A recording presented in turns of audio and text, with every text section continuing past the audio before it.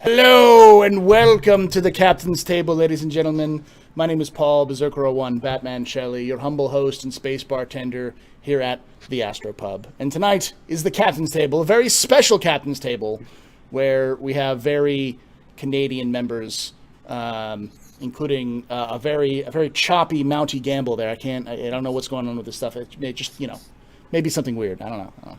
But before we get started, let's go around and he's say up in hello. the north. He's way north. He's like, up there with like north. seals and stoners. I don't know, like how far north does the would people actually live in Canada? Because that's where Santa Claus. Santa Claus. There we go. Pretty He's living damn with far. He's up there Alert, with Santa like Claus. Yeah. It's called alert, and that should tell you how bad it is up there. It's called Alert. Alert. Alert Canada. Okay. All right. So, with that being said, let's get started. Let's start with the head of the table, Mr. WTF Osaurus. Who are you? What do you do in Star Citizen? I'm WTF Source. I stream Star Citizen on Twitch and run the Redacted podcast. Awesome. And That's about it. I don't know. You recently did that whole like trip to Comstage or the Comaray from Olisar. How long did that we take went you? to Olisar, Comaray, including all the crashes and bugs and stuff. It took 4 days. Live on stream, but the actual journey without crashing or without bugging out or anything took 27.5 hours in Herald. Wow. Damn. Cruise. Yeah, at cruise, and since the Herald's the fastest ship in the game, that's the Yeah. fastest you can move. Yeah. I originally tried to do it with a Caterpillar the first time. After 12 hours, I bugged out through the wing and fell out, and then the ship kept going. And then the second time, the game crashed after 2.5 days. So, Oh. yeah. Damn. Woo! Alrighty. Next we have the Nubifier. I mean, he's just the Nubifier. Who are you? What do you do? Hello, everyone. I'm an overheating nubifier. Believe it or not, this hat is a lot hotter than it may look. May I just say that hat is no bullshit. No bullshit.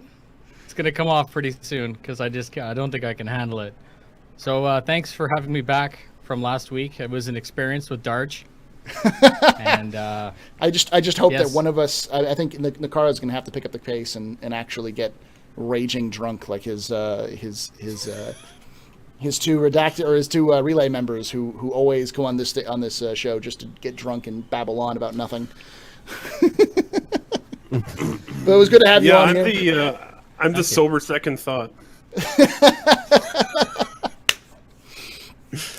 Speaking of the man who probably knows more about CIG's financials than CIG does, Nakara. What do you do? Who are you? What do you do in Star Citizen? I'm Nakara. Many of you know me. I am founder and head of Relay.sc along with Eris. We're basically a Star Citizen news site, so we do news, we do articles, we do interviews, we do transcripts. We have a new interview up today, actually. We had an interview with Peter Bush from Faceware. So that's up on Relay.sc. Nice. Yeah. All right, then we have technical difficulties Gamble there. Wow. That's beautiful. He somehow has managed to make his Mountie hat float in midair. send him an invite. Maybe he'll show up. There he comes. He just popped back in there. How you doing, Gamble? I'm doing great. How are you, Paul Jay? I'm just. He's just so quiet, man. I don't know, and he's so stuttery. I think he's just. He's very reserved. Yeah, He's PUBG is a stuttering. Canadian game. He I'm pretty sure. Ever since he's become a parent, he's become so quiet and reserved. He just no more fun nights out. It changes a man. Yeah. It changes a man.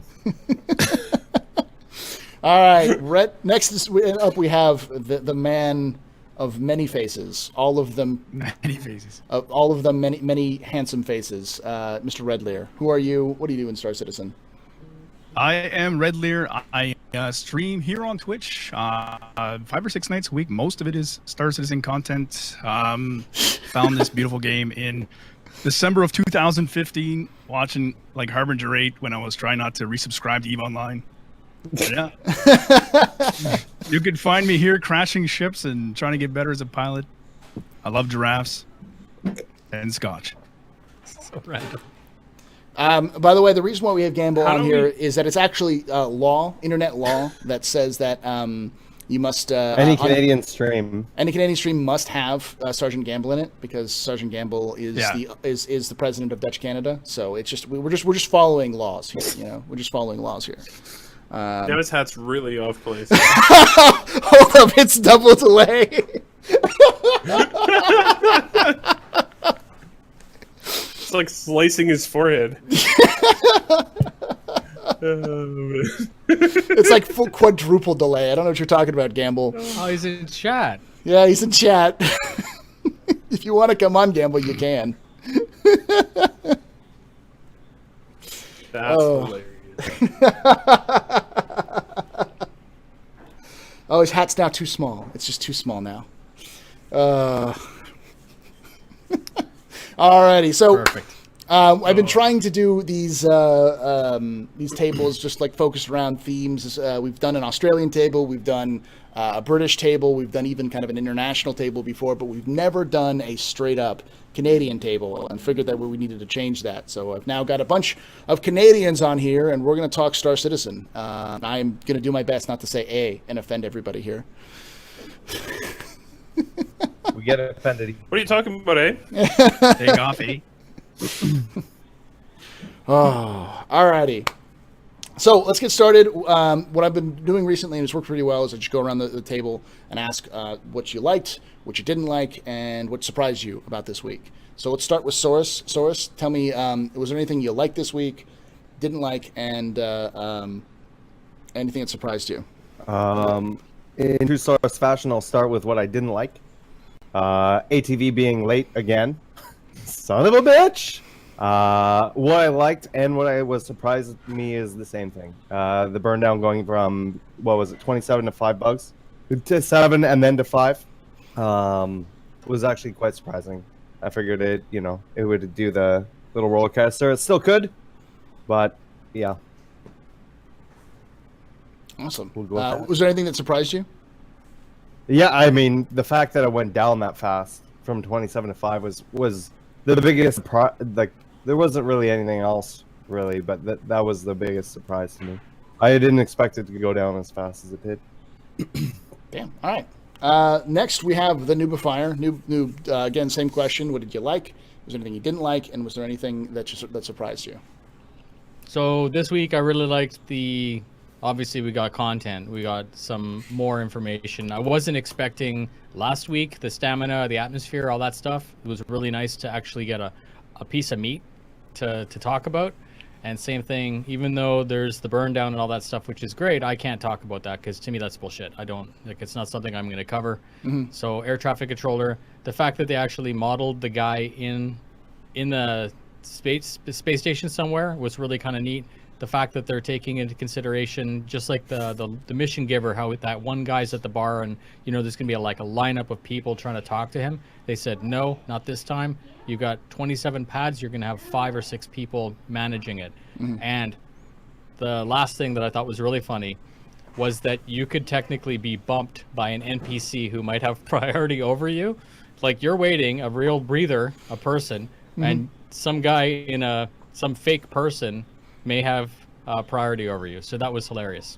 That's awesome. I love that the dude from Levski. He's just like, hey, the California man, dude. how's it Yeah. going? Yeah. Welcome Chill. to the People's Republic.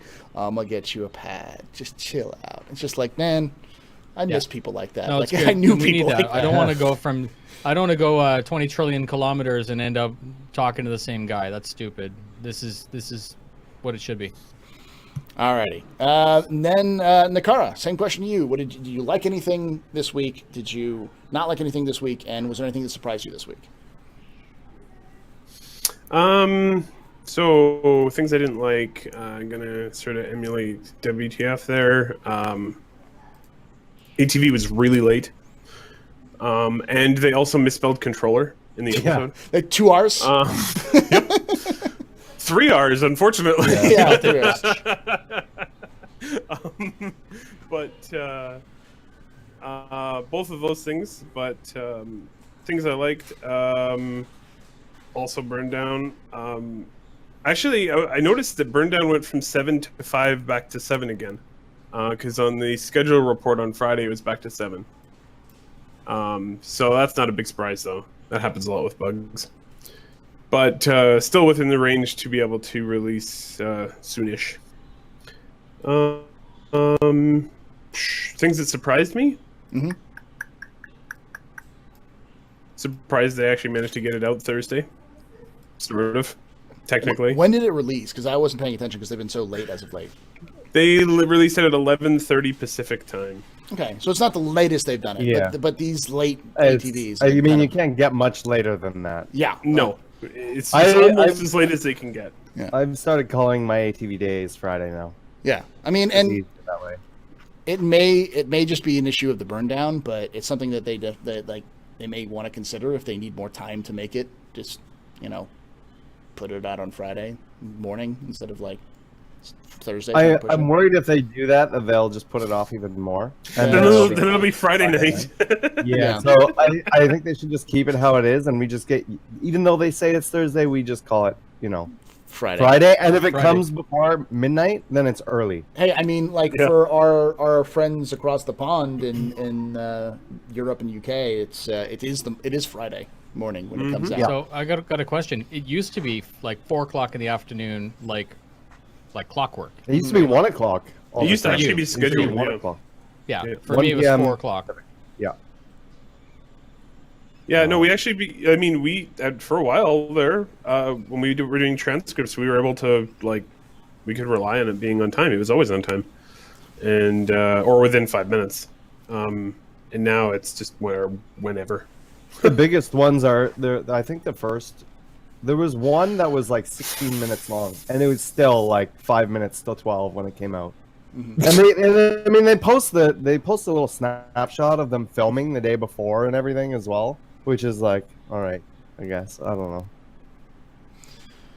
All right. Lastly, we have Red Lear. Red Lear, let's see your what did you like this week? What did you not like about this week? And was there anything that surprised you? Well, I'll go in a different order. I guess what surprised me was obviously how fast they burned through some of those blockers. I was actually expecting it to be a lot higher than what it was, so that was a pleasant surprise. I know everybody's eager for Ibicati PT release of that. What I liked, and it wasn't on ATV, I liked the fact that Disco Lando gave himself a mohawk. Yeah, that's pretty cool. I You don't like have that. it doesn't have to be from the ATV. It can be anything. And- you know. But what I didn't like is the fact that I promised Disco Lando if he did a mohawk, I would not do a mouth meme kind of it on my stream. So Yeah, you can't do it. I can't use it now. So No. So much wasted potential there. I know. I never made such promises. Source will do it. Source will do it. What surprised me actually was it wasn't actually the bugs; it was how they announced the bugs. Because not only because they went from 7 to 5, and it was just like Brian Chambers just tweeted out 5 bugs left. Yeah. It's like, damn. All right, cool. It was like hours. Like I woke up and watched the because I didn't watch it the night before. I watched it right before I got to work, and or before work started. And then after that, I looked at Twitter, and Brian Chambers had like a couple of minutes earlier been like 5 bugs left. Like, damn. Okay, that seems fast. Maybe he just deleted them. Maybe he just deleted the bugs. He just Brian Chambered them. Yeah. The thing that actually I really liked was the preview of the Legacy armor for 2 reasons. One, we knew that they were remaking the Legacy armor so that they could be compatible with the new systems. But 2, it looks like they're taking a long look at what people liked with the Legacy armor and what people didn't like with the Legacy armor. I know a couple of people don't like the new Light Outlaw, like the looks, but I think it looks really good because it doesn't scream outlaw at you. It looks like armor. So. But if you can still color it, because I'm guessing you can still do the peace armor color things, like put red and black and stuff like on it. So you can still color it the same way it was before. It's just, Yeah. it's shiny. Yeah, with items, Yeah. you should be able to totally trick that out exactly like you like. All right. So, was there anything interesting this week that you guys saw, or is there anything that's been grinding your gears, or anything else like that? The X1. It's been a light week. Oh yeah, the bike, the napkin. It looks like You guys all saw that one, right? it looks like a fuel rod cannon A from phaser. Halo, yeah, Or like, a phaser from Star Trek. Yeah, I know what you're saying. Yeah. It's all the good. Halo thing. yeah. It's all right. Looks kind of exposed as fuck, but it's and also for $50, it's Yeah. gonna be like, where do you get white? Like everything about this looks like it's worse than the other two bikes we have. It may be I'm all faster. biked out. Yeah. I'm Actually, sorry. I'd love Yeah. to say that I'm excited about it. It's a ship. It's good. It's something to talk about. But at the same time, I'm kind of biked out. And it's not the game changer. What? Why? Yeah. No. We've been Please. hyping the game I think they're changer saving it for a year. Citizen Con. Yeah, I still, but I mean, like, I kind of wish, the only thing I'm really excited for with CitizenCon is that the Game Changer is actually going to be out, so we can stop fucking talking about the Game Changer, for Yeah. Christ's No, they're sake. going to come up with Game Changer 2, The Yeah. Revenge. The Revengeing, Yeah. yeah. It's all good. What do you think would be more exciting to hear about at CitizenCon? The Game Changer or Squadron 42? Squadron 42. Squadron. Yeah. We paid There for you go. Squadron, not And the we Game know, Changer. and we know that they're going to be talking about that at CitizenCon. So Yeah. Wow. Well, I mean, as soon We as know they they pump out, want to talk about that's it. what. Well, that's what. CitizenCon. Yeah. I mean, that's what Aaron's. I'm just going by what Aaron said. Yeah. So the way I see it is if Squadron 42, I don't know it's been a year since we've almost saw 2 Vertical years. Slice, and that, what? No, it's been a year. We've had 2 years since Sitcon. they've mentioned anything about Squadron 42, like Right. in official capacity. It's been But we were quiet for supposed- sure. So I guess what I'm saying is I was actually thinking about this today, is that we're all focused on PU 42 at around Christmas, let's say. Would that then become the focus of all of your streams? Would you just stream Squadron 42 playthroughs and that type of thing? I mean, if 3.0 comes out, then 3.0 should have, it finishes the gameplay loop, so there should be things that you can achieve, as well as like. It would. Go ahead, Source. Oh, good. No, go. I thought you. I was actually gonna say, like, one of the things that made before Star Marine came out, one of the things that made the PU interesting is that we'd have something like Source would take over Security Point Korea, and then like I or somebody else would try to take it over from Source, and we'd have these giant back and forth battles, and it would actually create content and be interesting, and not be the same missions over and over again for ever and ever and ever. So, Or I might remind people of the time that Soros grabbed about 7 people with glaives, and we had Arena Commander at Security Port Korea. yeah. That was also awesome. But so people, it will no longer be transporting bennies for the fun for fuck's sakes. It will be like actually exploring and doing some stuff. We'll still have that kind of weird stuff that happens, but that'll come out of what gameplay is offered. So I think 3.0 is going to give us a lot of that. But when Squadron 42 comes out, I think we'll play maybe once, maybe twice. Maybe we'll do some speed runs. So we'll have people who try to do crazy shit like that. But Yeah, like the perfect game where you don't miss a single shot. yeah. Yeah, Or- like It's I not mean, coming like, out all at once, though, would right? you- I mean, it's, Would you consider coming because there'll be branching choices and everything, right? Would you consider just being like, I want to be a total freaking prick this time? Yep. yeah, for play it my out entire different playthrough? ways. What were you going to say Yeah. for Source? I was gonna say more content is just more content, right? Mhm. So for myself, and I can only speak for myself, I'd love to be able to stream 18 hours a day. Right now, the content's just not there for me to do that. Whether that's a 3.0 or Squadron 42 or whatever, and if we get them both at around the same time, or maybe we get 3.2 and Squadron 42, or whatever, however those things come down the pipe, more content is just more content. So that just means that, hey, I can jump into Star Marine for a little bit and play this with the new mechanics, and then I can go do some glaives or a dragonfly run across a moon, and then I can go place a couple of missions from Squadron 42 or whatever else I want. And I think at the end of the day, that's what we're all just looking for, is more content, other than the same 15 missions that we have and the buggy Star Marine that we have at the moment in Arena Commander. Yeah. We're looking for shit to do. Yeah. Not PUBG. Not PUBG. But they're not releasing Squadron 42 all in one shot, though, right? It wasn't They're, going to be in like they're doing episodes Hundreds will of hours. be a game among themselves, right? Yeah. So like, I mean, I would probably To stream be- both for sure. They're This has been a big like question mark for people, right? Sorry, no, go ahead, Paul. I was going to say the one thing that, and I think Nakaris can actually expound on this, because the way that it's been pitched is that when they say episodes, when people think episodes, they think like the 2-3 hour game sections you get with like a game like like a Life is DLC. Strange or Or like The Walking Dead or something. Yeah, like Telltale games, like where you get like maybe 3 hours of content in drips each episode, and it eventually reaches like a 20-hour game, but it's like 5 or 6 chapters that you have to do that. It's not like that. It's more like episodes like Star Wars. You know, you have episode 1, you'll have episode 2 and episode 3, in the sense that like you'll have a full-fledged game, chapter 1 or game 1, then 2, then 3. That's the last we've heard in terms of how they're doing it. So yeah, Squadron 42 is going to be the first part, but it's still going to be like 20 hours of content, 20 to 40. I got a question though. So, Go ahead, please. so yeah, one thing I just wanted to make sure people understand is that the Squadron 42 we're getting is the full game, the entire thing that was originally, said we're going to make Squadron 42. Mm-hmm. The episode 2 and episode 3 are extra games. They're like basically Squadron 43 and Squadron 44. The Squadron 42 we're going to be getting, as of last CitizenCon, it was 28 chapters and over 60 missions. Wow. So, and there's 20 hours of performance capture alone. So that's just acting performance. It's going to be big. And what, 1,255 pages of dialogue? No, I think the 1,255 Yeah, the dialogue. pages. I think they said that original script was broken up into 3 parts. So that I have go ahead, dude. I was going to ask, like, do you guys think that?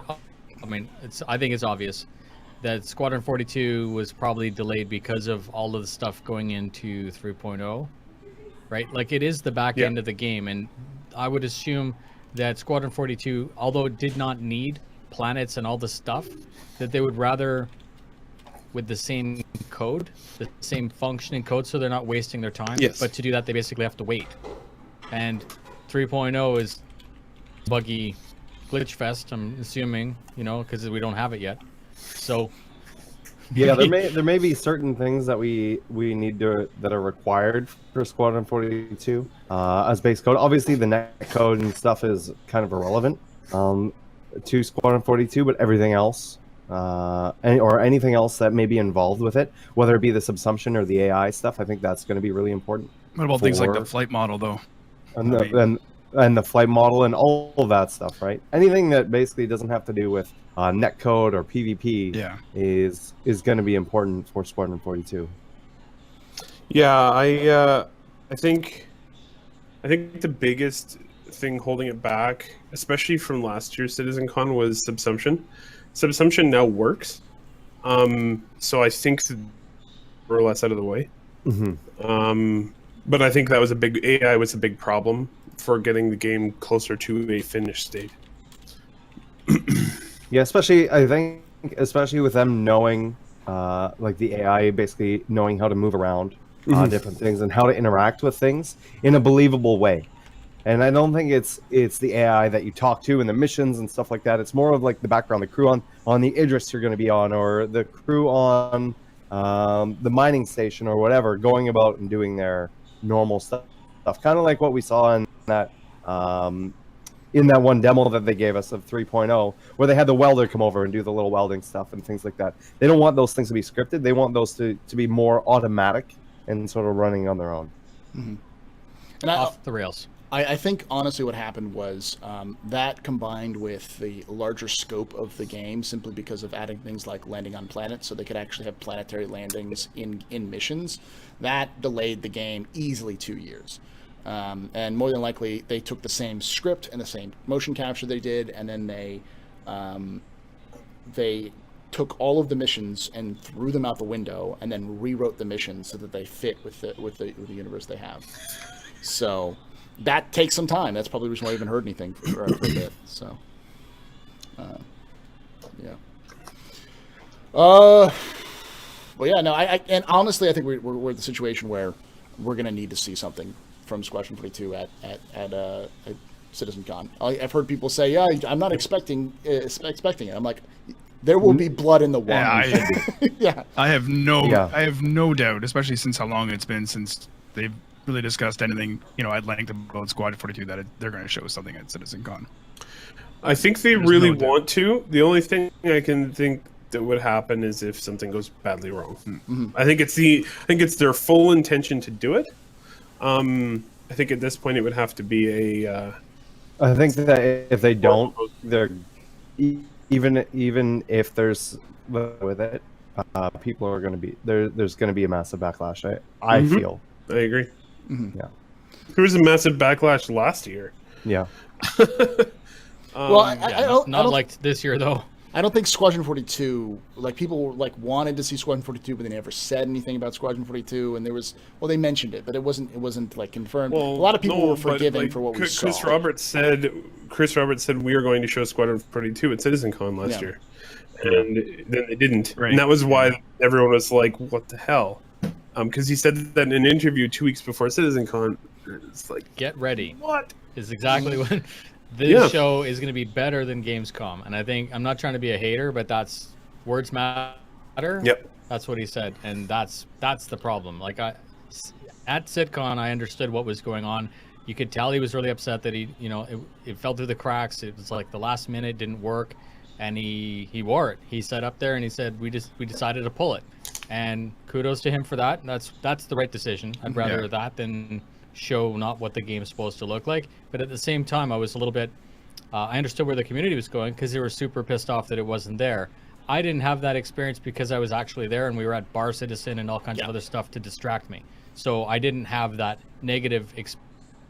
On the way home I was watching some of the other people's videos, and sure enough, that's when it hit home, and I'm like, that was supposed to be a thing. Anyways. Yeah. Yep. And Relay came off a lot less. We did a big, stupidly long breakdown of the entire thing in our house in our Airbnb house in LA, and we weren't negative on it at all. Really, it was because we were there when we sort of got it, but.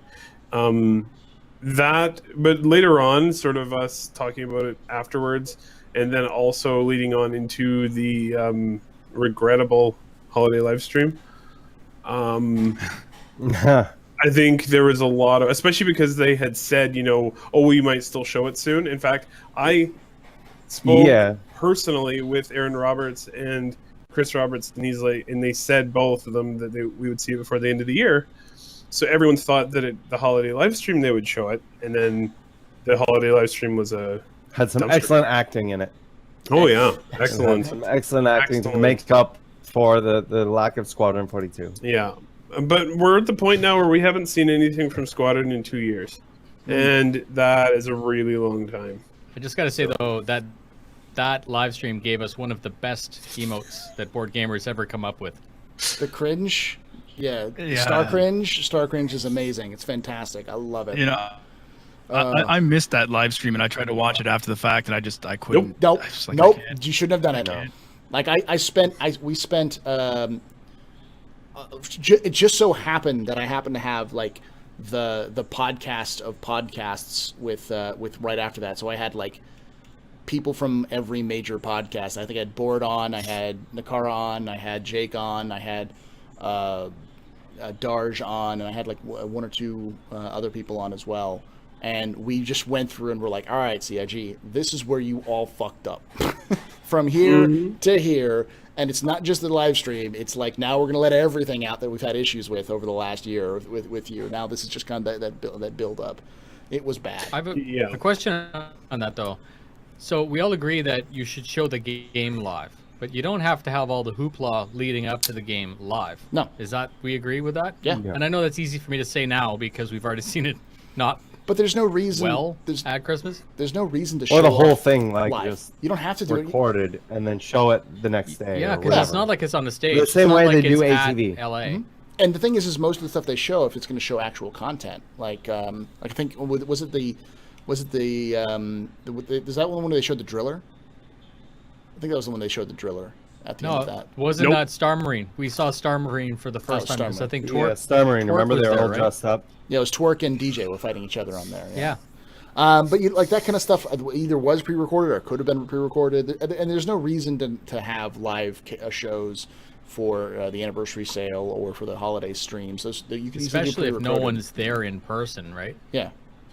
It doesn't have to be interactive. I mean, it wasn't interactive anyways. I think it was on Twitch, but anyways, Yeah. Anyways, I don't want to be negative, right? We're ripping on them, but the point is that it's important to use that as a lesson in the future and being like, listen, not everything needs to be live. With 3.0 coming out, hopefully TM soon TM, whatever. I think the big thing for that was that's something they wanted to do before they went on holidays, kind of thing. I think you have to remember that as well. It's like, oh, we want to do a sort of a company-wide holiday stream thing, and I think it just sort of blew up in their face. Well, the thing is that's stupid is they've done it every year. Yeah. And they did it really well year before. every other year. And like I remember the 2014 one was right before I started working on news websites for Star Citizen, and that one was awesome. And it was like 4.5 hours long, and it had some great content. We had Tony Zurovec on there, basically spewing knowledge, and they were talking about the star map, and they were talking about like live video integration into the game. They were talking about being able to see live video from the game on the website. Like all this great stuff, and that was a really good live stream. It was super long, but it was enjoyable. And then last year we got just garbage, and I don't know where the decision was there, but yeah. I was able to hear a bit of an inside story about it, and I'm not going to talk about it too much, but I do know what went wrong, and they've corrected it. They have corrected it. Let me put it that way. They're freaking correct. Yeah. That's horrible. Yeah. That could go on like the worst hits of the internet video. Yeah. So in terms Bad of press is press. yeah, press is press. There's no such thing as bad press. But at a certain point, I didn't stop. pretty bad It didn't stop last year from being one of the most successful years that CIG's ever had in funding, though. So, Nope. like I've got Nothing can stop that train. another serious question about like going forward with Star Citizen. Feel free to all of you guys to answer this one. When do you think the ships need to be stopped sold? You know, like when we need to stop selling things like concept ships or the actual ships for people. I don't think it's ever going to stop.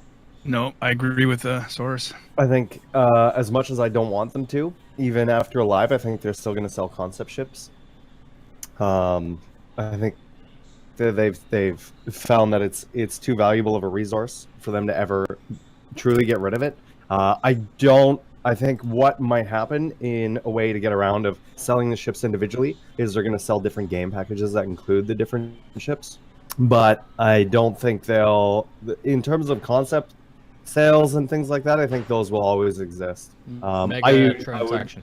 I would like it that they didn't, because it doesn't matter, right? Like if you do a concept sale with that for a ship, for example, after the game is out, yeah, you could go and buy it right away, but as soon as it's in game, it's in game. So you could just save up the credits in game or whatever, and then buy it in game or get it at the same time that somebody else backs for it. But I mean, like I said, I wouldn't be surprised if they continue that practice. All right. I'm gonna say, I think that would be a bit of a shitstorm with the community, and I think they'll probably try and avoid it. So I'm gonna say when they've always sort of hinted they will stop, which is towards the end of beta, whenever that is. Yeah, I want to clarify that I'm just talking about concept ships. That they're gonna put. It'll just be a concept sale, and then once the concept sale's over, that's it, right? I don't think that you're gonna be able to buy a standalone Caterpillar by itself once the game releases. I think they'll get rid of that because they've made that very clear that that's what they're going to do, and I would like to hope they're going to stand behind that. But in terms of the concept sales, that they get rid of it, and I think we're going to see more game packages pop open that include more ships or more variety. for that stuff, and then they can say that they're not selling those ships individually and they're selling them as a game, different tier levels. But what if you a already have the platinum game? package or Then gold what? package Like, or whatever. that's kind of. Then you just buy it Right. in game like everyone else. Yeah, I guess so. I mean, I don't see a problem with it though. I guess that kind of makes sense. I mean, if you can buy currency anyway, Mm-hmm. then it's basically the same thing. The big issue that I've had is that the recent talk about doing a minimum viable product, and also the idea that many people have floated is the CIG is just going to release to beta, and then it'll just like Warframe is right now, where it'll just stay in beta forever, and until it's finally at a certain point, and then they'll make a big deal about it being released. But that could take years. I mean, because realistically, looking at how long it takes them to make a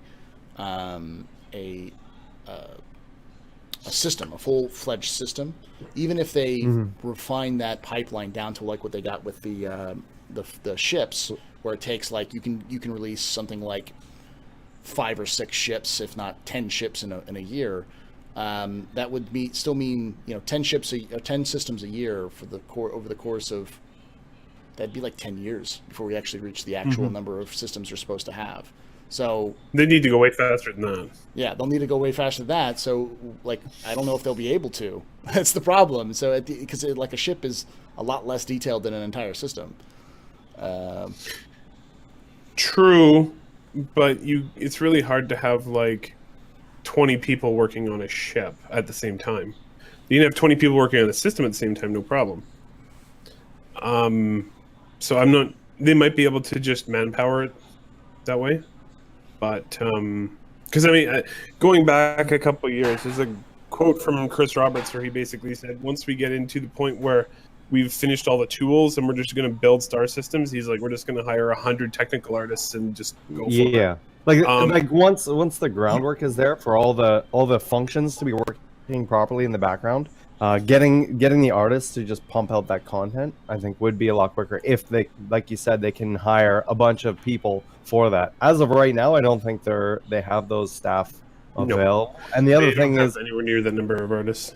As we've seen going on with Star Citizen, it takes a while for them to ramp up to that as well. So for them to look for the quality of artists that Chris Roberts expects, I mean, I don't know if it's going to be much of a difference hiring hire that many people or just getting the people that they have to do it. But I honestly, it wouldn't surprise me at all if they're in beta for quite a long time. I mean, he's always cited Minecraft, right? And Minecraft was in beta for a long time, years. It didn't matter. People Nope. were still playing it. Yeah. Tons of people played it. Its release was a footnote in history. So what about really. this then? So basically beta, to me, the day that you die and it counts is live. Do you all agree with that? Yeah, I mean, That's an interesting. well, Am I talking about the game here? Or? like I've said, The game. Yeah, the game. But like I've said, like Warframe is still technically in beta. It's still in early access if you look it up on which is weird. It's been out for like 4 years. It's been in a state where most of us would consider it to be a released game for like 4 to 5 years now. It's been in, so even though it's been a completed game, they still consider it to be in beta. And I think that's kind of what CIG might be going for, something like that, where they're going to actually, the game will be feature complete, but not all the systems will be in, and so they'll just put it into beta until they can get all of the systems in, even though it'll matter. Like all the stuff will matter. Do you still. think that if they go that route, that they would reset everything when it goes live, or do you think they would just carry that over and say that it's live now because everything's there? I think that's what they're going to do. The live now. There has to be a clean Not start. necessarily. In between alpha and beta, yes. Yeah. But if beta is everything is there and it's just a few systems, and the only difference in between beta and the launch is just they need more systems or whatever they get to that point. I don't like they may wipe it within beta, but I think that once they're at the point where they're just waiting for more assets to build that stuff out and all the game is feature complete. Balance is gonna be a thing that always changes, but when they have those things, I think mostly nailed down. I think that's what we would see. Yeah. No, and the answer is, and someone says like they don't like that, but the answer is that CIG is under incredible pressures to get this game in a state that they need to for it to be considered live. But if they only relaunched the game with like 5 to 10 systems, people would sue the shit out of them. So no, like they'd be in a lot of illegal it feels trouble. like a lot of games that are in early access, beta is the new live anyways. Yeah. And on top of that, you can think about it's an MMO. How many MMOs have content drops within 6 months to a year after they've actually released? It's the standard practice. Almost every MMO has a content drop within 6 months of its release, which increases the size or scope of the game. Some sort of expansion or whatever. Yeah, to the point where they even like Absolutely. professional, like PC Gamer, Eurogamer, these big websites literally have retrospectives where they'll cover an MMO when it releases, and then they have a practice where they take a year or two, and then they come back and review it again after a year or two to see what's changed, because almost all MMOs change dramatically from launch to even 6 months after launch, because there's a lot of things that they can tighten up on. Oh, absolutely. Yeah, so. But no, the reason the legal thing I was bringing up is because they literally said that they were going to release with 100 and something systems, and that was a claim that people backed with. So. Well, I don't actually necessarily think that that's really going to hold false, any water, because... But it's false advertising, and they'd rather just not get sued. That'd be my point of view, is like at a certain point, just don't tempt the waters, because then you get locked up in a... Well, then that's easy. Just never tell anyone that it's gone live. That works too. So they'll warframe it. Yeah, They'll that's what that's why I'm thinking. But the problem about that is the thought is, like, people said, oh, they'll stop selling chips at the end of beta. But what if the end of beta never comes? Like then it's like Soros said, they're not going loophole. to stop selling chips. No, Soros was correct. They will not ever stop selling chips. It's going to be concept after concept, and it's and I mean, at the same time, not micro. That's good, right? That means that they're going to be constantly adding new ships to the game and new things like that. So don't get me wrong, it is good that they're going to continue creating content that way. I look at it as maybe them doing little micro DLC every time they do that. But that's still available to everybody. You know what I mean? So you can still earn it, but if you buy it right away, you have it. Mm-hmm. I mean, that's the one little loophole I can see them kind of on doing. this Saying, topic. Oh, this isn't what we said. I do expect paid expansions for Star Citizen. Yes. Yeah, Absolutely. 100%. And They're going to have, and the big ones are going to be the alien races. Yeah. When they go, hey, you playable. can play Banu now. That's going to be an expansion. Yeah, and maybe with the addition of like 5 more systems or something like that, and some other things and whatever. This I agree is with the that. Banu expansion. This is the Xi'an expansion. This is the absolutely. Yeah, the cart. Yeah. Like they actually said before though that their DLCs. I'm sorry, I was responding to someone in chat, but they actually said their DLCs specifically they'll try not to put anything behind a paywall, in terms of actual content. And they said before that like alien races will be the preferred one. So, wouldn't it be neat that you could use your UEC to buy your DLC? That would be really cool. Yeah, because then you Something could similar to- technically grind for 100 hours and get 1/10 of a DLC. That actually makes sense too, Well- since you're going to be able to buy UEC, so like with real money. Right, and then Take you'll be notes. able to trade that UEC within the game. Right, so it's Right. money. So it might as well it has be a treated cash like value. money. yeah. Yeah, do you think they'll go around along the same line? Now, I didn't really get into EVE a whole lot, but do you think that they'll treat EVE or that they'll treat the UEC current similar to how they sort of treat Plex? I hope so. I hope it's something like that. I mean, the big issue, the big Not difference- exactly the same, but something. But there are other games like even I think Star Wars Galaxies did it, where you could, if you earned a certain amount of money in game, you could actually convert that into time for subscription. It's not. I mean, something- WoW does it. Yeah, WoW even does it. So like, there's, it's a very standard practice. So. I mean, it kind of like nullifies the whole worry about selling concept ships after the fact, because if you can buy Alpha UEC or UEC, sorry, with real money, I mean, you you just could have to remember take that there will and- be and limits buy to the that. concept ship either way, whether you bought it with earned UEC or purchased UEC, it's the same thing. The Well, only it really question has depends. been. Go ahead. It really depends on how much UEC you can buy. right? And we know that the ships are going to be, they want them to Yeah, that's true seem too. really If they cap expensive it, and yeah. stuff like that. So they're going to cap you on a daily and weekly and monthly or whatever. Yeah. So you may not be able to necessarily buy the next Javelin concept with UEC, even if you bought UEC to the ability you were. So maybe you might just want to pool that money together for your org and just buy one so you have one right out the gate. Absolutely. But I mean, they have to have a way to fund the game, so to speak, after it goes live, right? And there's no longer the crowdfunding thing going on, and they've so. mentioned a couple of things. I personally don't like the idea of buying UEC, not because it's bad, but because of the impact it can have on the economy. It's the least impact that, it's less impact than saying being able to build ships in game or like build them from scratch, or buying ships directly.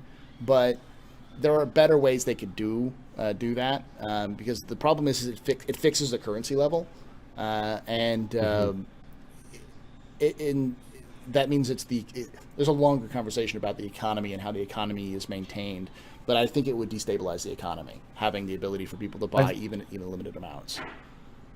I think that while it has that potential, and they would need to get like real economy people in, and figuring all of that stuff, you also have to remember that it then gives every single asset in Star Citizen that is player ownable real money, like real dollar value. Yeah. And so then what you're going to see is websites pop up that you're going to be able to buy stuff from other people using real money.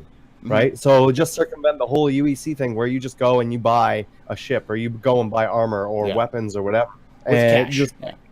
With cash, just straight up. Like that will happen if they put that real dollar value on that, and then it literally translates to everything you buy in game with UEC.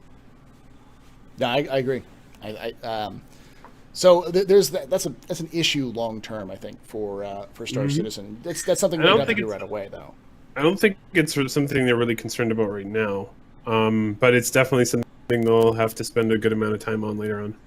It's definitely one of those things, though, that it's like it's going to take some solid sitting down and thinking and implementing properly. It's up there with Death of a Spaceman, Insurance Mechanic. Oh yeah, things absolutely. like that are on its own is just very complex and available or easily exploitable in the way that it's described how it is. Destabilizing the economy, it can't. That's my only concern with it. Yeah. If you can go in there and affect that much change that you throw the economy out to lunch, then you're basically exploiting the game. Well, it depends. Can you really destabilize the economy if you can only buy 100,000 UEC a day? No, that's what I'm saying. So- If there's no limit. But what Like if if I there's could buy 10 javelins and sell them all, and then go buy a bunch of stuff and load up a Hull E and transport it to a new planet and then wreck the economy? This is also why they're doing the whole there's only one player for every 9 NPCs in the game. But So that the economy operates on its own without player input, and that sort of dilutes the ability of a player to actually impact the economy. And I mean, they can still always go in and modify that in the back end, however they want, manually as well. It's just Now there's what they 75 can't, NPCs for every one player. right. But what they can't really control as much is if you have a handful of players that have significantly more UEC than the rest, right? Let's call them the 1%. Right? where they have damn 1%ers. Paul They Shelley use whatever resources that they have, whether it be real money or whatever, to buy all of those things and then convert that into UEC in the game. Now, how that may affect the rest of the players, it may not at all, but that potential is there, as it stands right now. Anyways, how they've sort of described what they want to do. And there was also someone who mentioned earlier that CIG promised no expansions ever, and they backed out on that really quickly after Kickstarter, because I remember like I don't conversations. even remember that ever happening. The concept. They also backed out of the there's no hard promises on a subscription fee as well.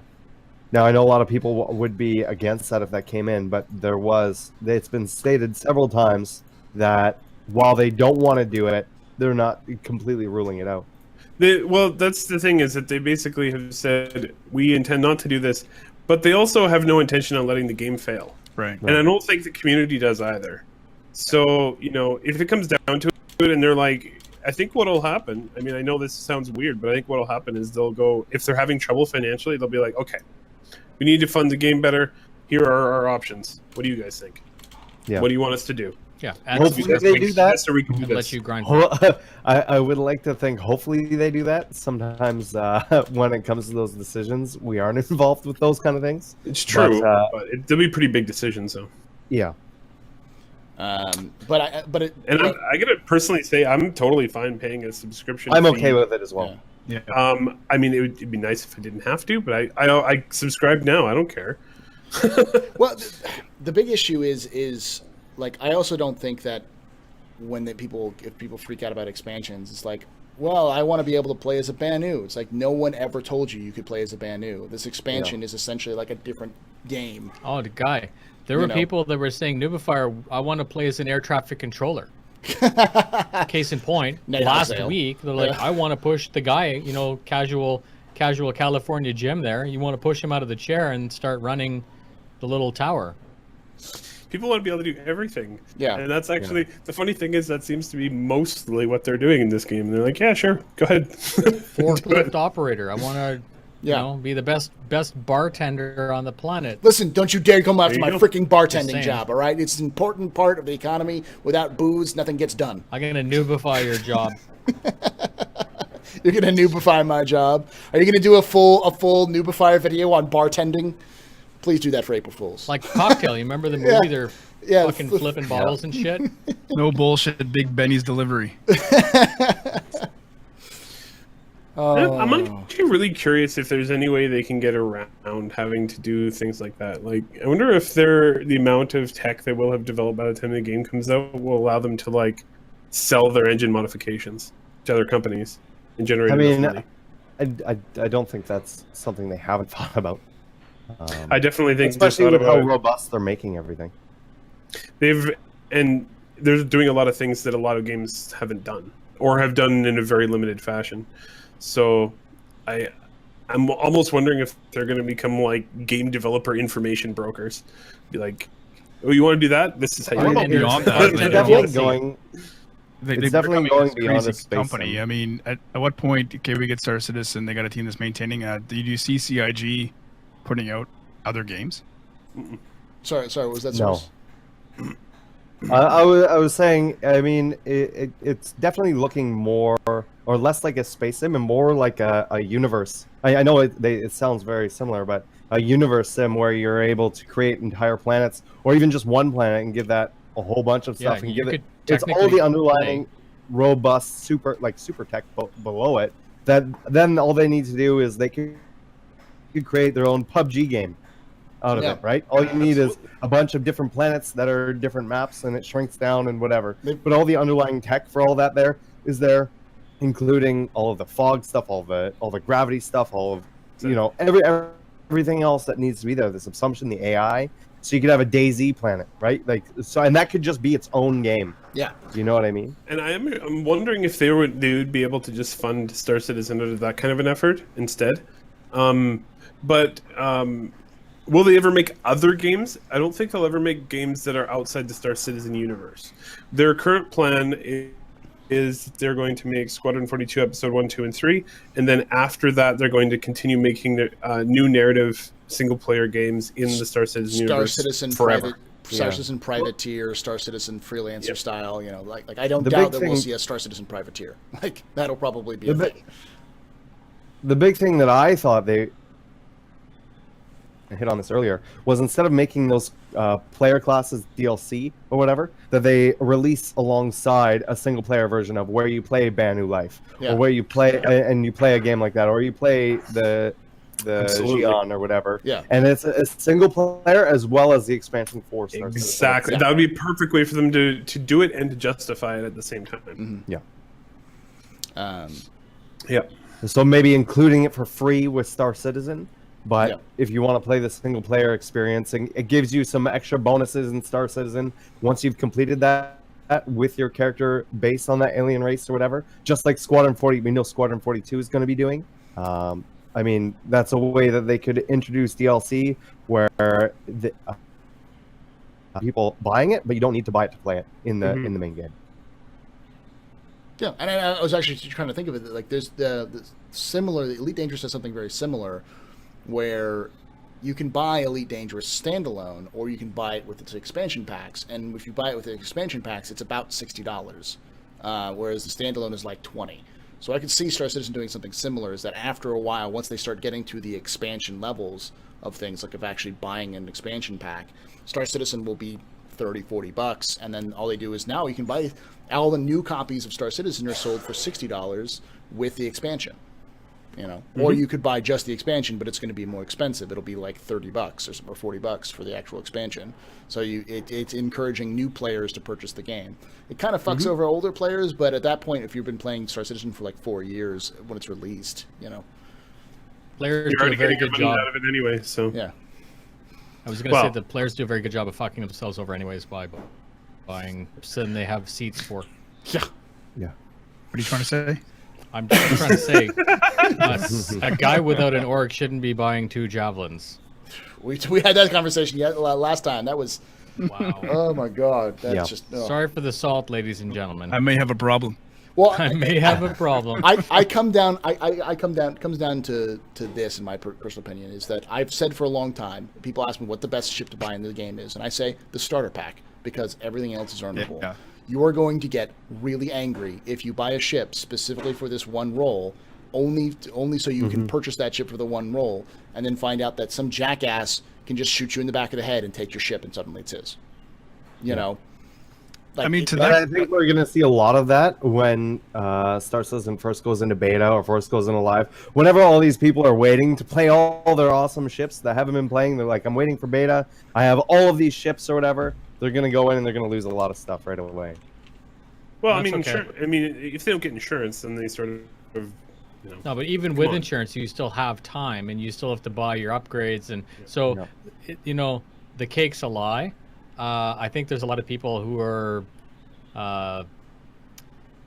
misinformed or making stuff up in their head to make themselves feel good at night. Was that theory crafting? They're theory crafting how everything's going to work, and nobody, like Tony Z knows how it's going to work, but it still has to pass balance. It still has to make sense with all the other stuff. So it's one of the reasons why it's not good to make videos about stuff that's never been written down, because it's not even a thing yet. Right? So we don't even know what a javelin can actually do yet. We have ideas. Everyone can think about what it can do, but we actually don't know if one javelin can take out, 4 Idrises or 12 Idrises, or if it's just one. a lot of that stuff is going to have to be caught into balancing and stuff and such. But Yep. I also think because they have said several times, multiple developers have said that they want to get 3.1 to be the patch where they add in ship purchasing in game. And that's when people are going to start looking at time to ship. How long does it take for you to go from an Aurora to a Super Hornet? And they'll start calculating that time in. And then there'll be people who say it's not worth the money. It's not worth the $280 I paid for this Super Hornet. And that's the reason why I've always preached the idea that if you're going to purchase more than the starter ship, make sure you're doing it because you want to back the project. Understand that everything you can do. The Cutlass went from being garbage on ice to being, now it's going to be a rugged tank motherfucker, with a United We still don't weapons, stuff know. like that. We don't know, but it could fly. Or a fancy boot, at least. Yeah. A slipper. Did you say a boot? A boot. A boot, eh? Okay. Well, I mean, to that sort of topic, it's amazing how people come into the stream and say, geez, they're brand new, this game looks good, but I can't afford to play it. I can't afford to buy all these ships. Yeah. And I don't know about you guys, but I run into so many people that are uneducated about the project and just think you have to buy it. Well, it doesn't. CIG doesn't help itself there. They don't help themselves there at all. By putting the completionist package on the front page of the fucking store. No, that doesn't help them. Yeah, I hope that we know that they're doing a website revamp again. I really hope that if you don't own a game package, the only thing you can see are the basic game packages. Yeah. When you I think they need to do that because when you go in and you see the basic game package next to the $15,000 package or whatever, it's like, what? Yeah. And people get confused. I really, really would like them to do that. Another thing I would like them to do, but I don't think they're ever going to do, is include the game with every single ship sale. But Yeah, they should. You know, I agree. I don't. I think that it's too complicated and convoluted that you don't. But I have a sale already. Yeah. All right. Sounds So like let's pretty get good to the fun. questions. As these questions work, for those of you who are just new here, none of us are CIG developers. So nothing we say is official. But we will answer any official questions asked. We'll answer it as if it was real. So you can run off to the forums and tell everyone that it's exactly you heard from CIG Saurus that this thing is real, or CIG. I can Red Lear confirm everything I that say this was actually a is thing. 100% true. They Campbell's loved it, definitely especially if you tag Captain Xylo and Disco Lando and make sure you said you heard it on the captain's table. They absolutely love hearing official sources from the captain's table. It's Yes. kind of a pastime for them. Don't ask stupid questions because you'll get stupid answers. And there are such things as questions that can be asked which are literally against TOS, and I'm not going to answer them, or something that's so mind-numbingly stupid it's just not going to get an answer. So with that being said, exclamation point question mark, exclamation point questions, and exclamation point question in chat to get any of the links. You just click that link, put your name at the top, and then the question in the body. We've got a couple of them already here. So this question is from Nikolai, who's asking for the Canadian cast members. So Canadians, and I guess others, would you rather live at Burns Lake, Slave Lake, Paint Lake, Sandy Lake, Fire Lake, or Uranium City? If you're confused, Paul, these are different places in Lower Canada. Is it just me, or is Astro cutting out a lot? Yeah, I can hardly hear you. Yeah. I was, yeah, okay. Copy paste. So you're cutting out a lot. Was I cutting out a lot?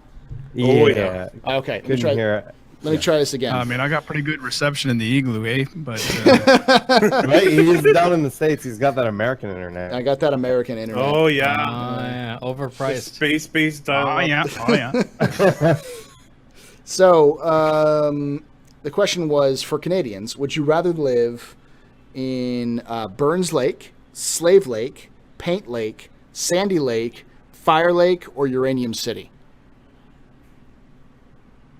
Still nothing? We need more Ottawa as part of that. Slave Lake. Yeah, I was gonna say Slave Lake as well. I think. Okay. I'm not a Canadian. I must not be a Canadian. I don't know. Yeah, I don't know where They're any of those apparently places are. they're all I'm living at lower, Noob's house. He's got nice gear. They're all Lower Working on Canada, is what Nikolai is saying. They're all from Lower Canada. I'm guessing Yes. Midwestern. Slave Lake's Lower. in BC, or Alberta. It's in Alberta. I don't know. Okay. That's not Maybe it's Lower close Canada is to- Quebec, like Yeah. that area. Slave Lake is in northern Alberta. It's a trick question. Yeah. Okay, next question. Next question. Next, not dumb Spaceship question. Training Wheels asks, I'm born and raised in Canada and never heard of those additional verses of the anthem. Am I a bad Canadian? No, that was. I have Does no anyone idea else what in the that cast know them? I bet they're bad Canadians. No, so apparently there's a 4-minute 30-second version of O Canada, which has adds Some 3 make-believe additional version. It was made by Russia. Yeah, probably. Yeah. Oh, made by Alaskans to fuck with Canadians. So there's the traditional 1 minute 33 like ish kind of one, like a minute 30, and then there's a longer one. I just played the longer one because I need more time to set up. But yes, so there is actually a longer O Canada. Nikolai asks, so should we figure out a way to make someone watch the air traffic controller die?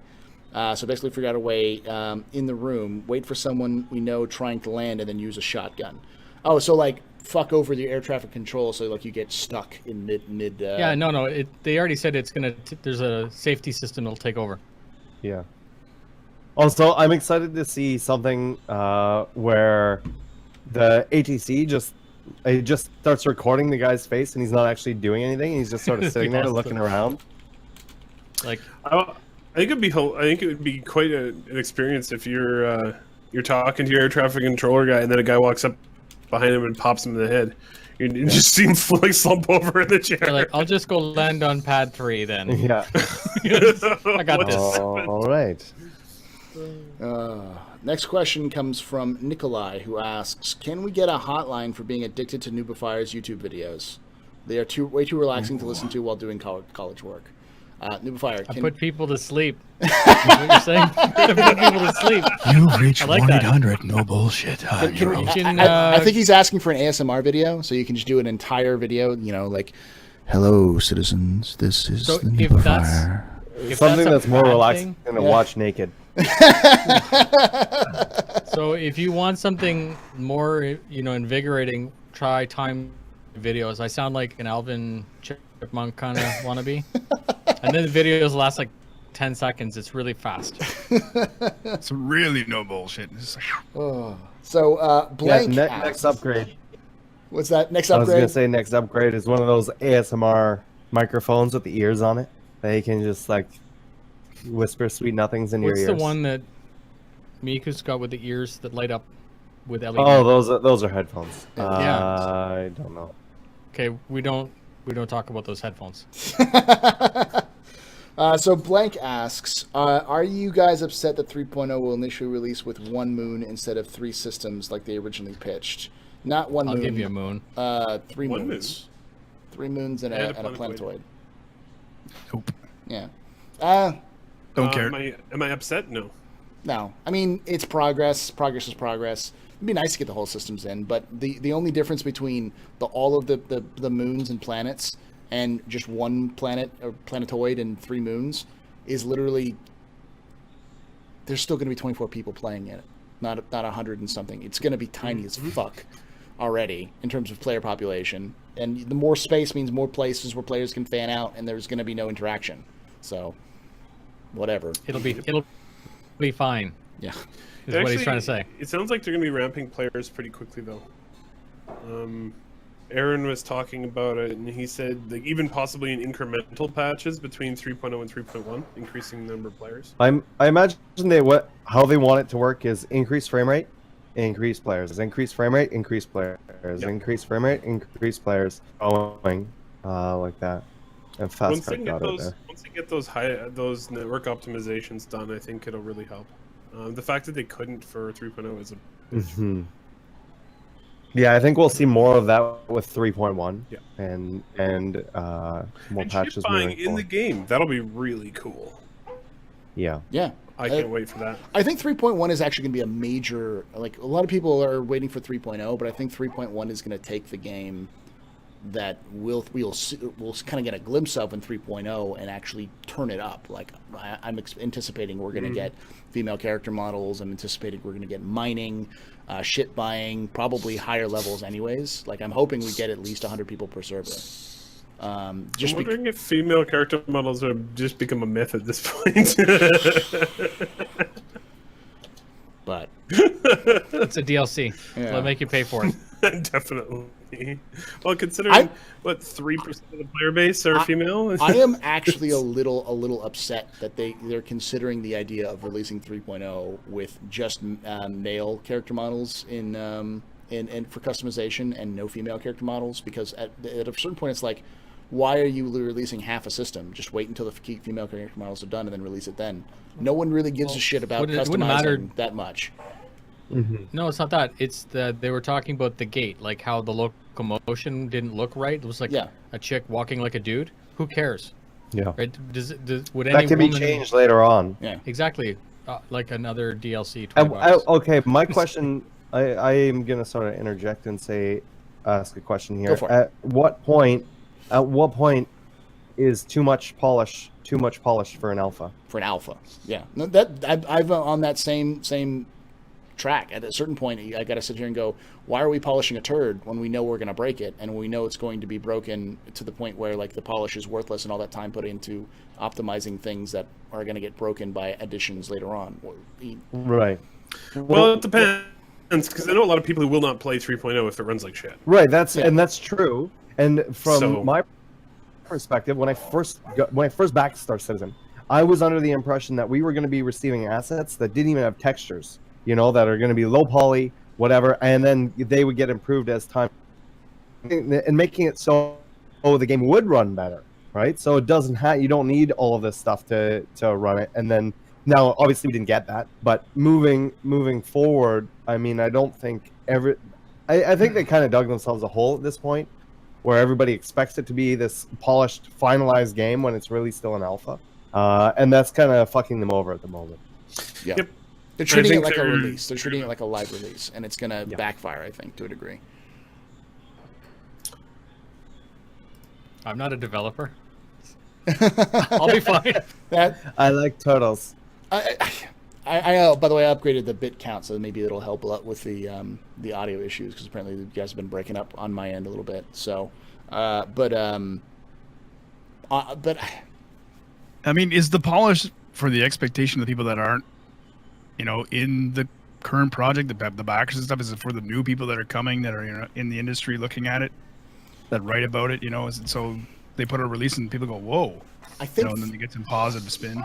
the problem is that 3.0 is such a big part of the game going forward. They want to treat it like an early access release. Chris has even said that. It's like his plan is to release it like an early access release. And I think people forget, people are like, well, early access release means nothing now. It's like, yeah, but you gotta remember, Chris is working off of old memes. He works off of old standards, because the man has been heads down in making a game since 2012. So think about what an early access game was like in 2012. We're talking about think DayZ Minecraft or Minecraft.